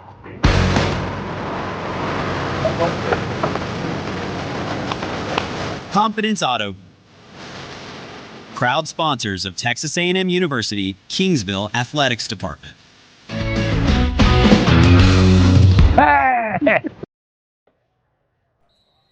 So the play, after being reviewed, is upheld. Javelina's at first and goal from the 1. Got another quarterback in there. And it is a handoff here up the middle to Fontenot, and he gets another 6 up on the board for the Javelinas. I don't know if we're pretty close to curfew, though. I don't know how many times they can shoot that thing off again. Hey, if it's the Javelinas, curfew goes out the window. You know, you might be right. You might be right. We did have a new third. We have a third quarterback in, or third player in at quarterback. But I don't know. On our depth chart here, could have been Mills Dawson, maybe. He's the only other quarterback listed on the roster here for the Javelinas. You have Nicholas Lee way down the depth chart, number 86. I mean, maybe. And Sol Ross University transfer, too. All right, well, we're going to take a media timeout now with 3:05 left to go. You're watching Javelina football here on FloCollege, presented by Payne Automotive. Texas A&M-Kingsville, we've got 100 years of excellence backing us up. 100 years of history with a strong alumni network. Join us, Texas A&M University, Kingsville.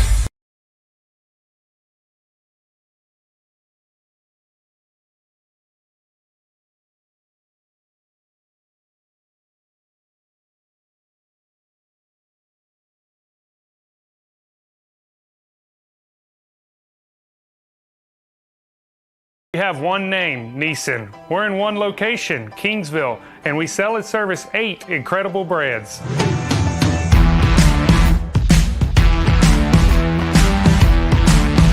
From the thrill of performance to the practicality of everyday life and the luxury you deserve, you have the power of choice at Neeson. 8 brands, 1 company. Visit us in Kingsville today, where we treat our customers like neighbors.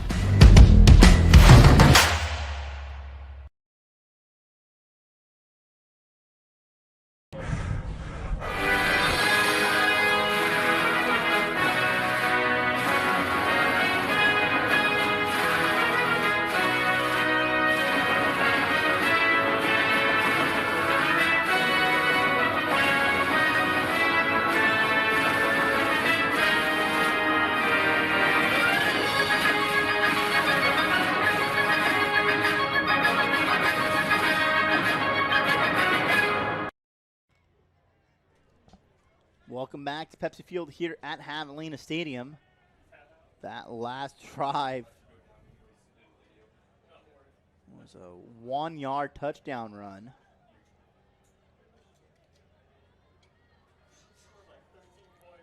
It took a total of 8 seconds off the clock. This kickoff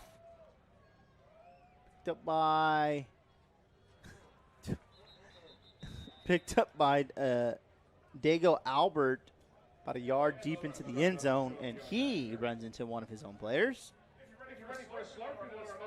Dago Albert's back in the game. Hey, didn't that guy just walk off the field a little bit ago? We'll say we've seen a lot tonight here on and off the field. So with 2:57 left to go here in the ball game, the Javelinas have a 60-12 lead over Lincoln University. Folks, I'm not over exaggerating here on my drive sheet, my drive summary sheet. I have to scroll down to see all the drives to be able to see. That's normally not the case. Just if anybody's ever been on sidearm, used any of this before, but lots of info. I wonder last season what the most points scored by the Javelinas was in a game. They were able to get to the big 60. We could check it out. His pass completed here on the right-hand side of the field. Rob Brazil back in this football game at quarterback.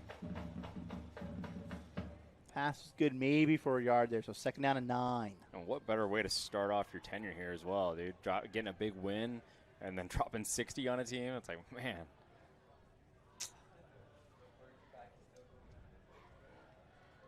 Yeah, again, in the last meeting between these two teams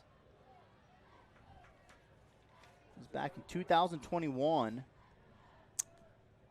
It's a 51-21 win. Last season, the highest scoring they had was a 56-21 win against Sol Ross. Quick pass out here on the right-hand side of the field. Caught by Cross. Bobbled at the 25, but getting across 30 down to the 31 as we get a stoppage in play here. Excuse me, that was Antrell Jones. That was not Cross. That was Jones on the reception there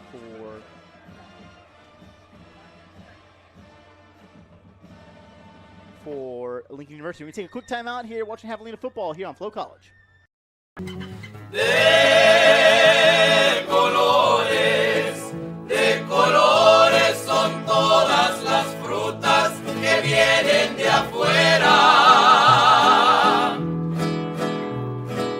De colores y ricos sabores, da gusto a cualquiera.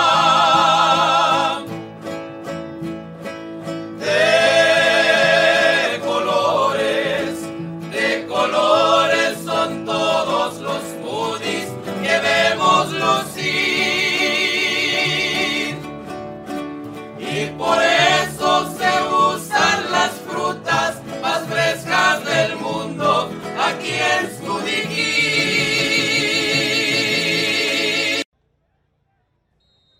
12 minutes remaining. 1:56 left to go here in this football game. Rob Brazil waiting this snap. Jacob Zarek in motion, back out to the right again. It's a handoff up the middle. And getting upended near the 37. This will be Darrell Davis Jr.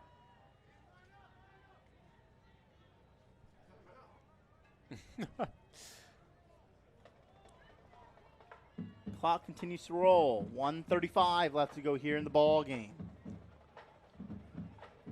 Big Frank called it, man. They're trying to get some more points on the board here. They're going to run. They're going to pass.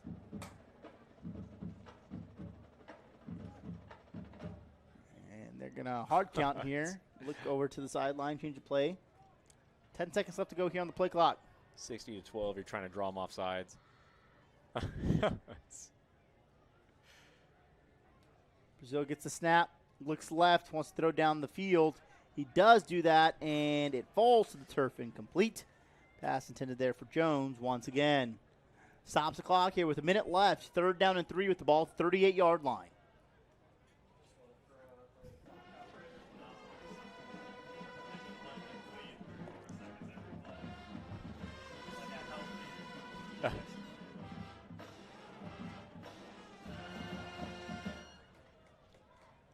3rd down and 3.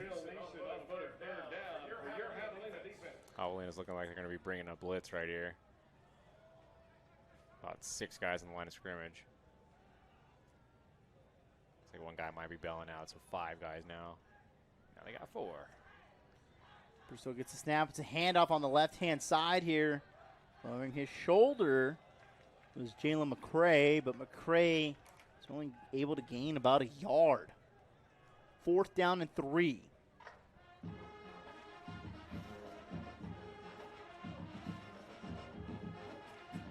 We'll let this clock run here, but there's a good 10-second difference between the game clock and the play clock. Hey, kudos to these fans. I know quite a few of them have already left. It was a packed house when we started. Even after halftime, it was still packed, but getting late here in South Texas, nearing the 11 o'clock hour. A lot of them have left, but kudos to the fans who have stuck around. Absolutely. Dedicated, true fans. And they decide to let the... Ladies and gentlemen, that is a Javelina here. Well, I think both teams is kind of... There was a 10-second difference there, but the officials just kind of threw a flag, picked it up, let it go. Both teams walk off to the sideline. So that's going to be it. Your Javelinas come away with a 60-12 win over the Lincoln University Oaks. 3 hours and 56 minutes. Almost to the record. Almost to the record. For Rudy Solis, he is Eric Tuniga. Thank you for watching tonight's broadcast of Javelina football here on FloCollege. We will see you next week. They're on the road at Northwest Missouri. September 20th, we're back at home starting conference play against UT Permian Basin. It's 7 o'clock kickoff here on Flow Sports. Thank you again. Javelina football here on FloCollege, presented by Payne Automotive.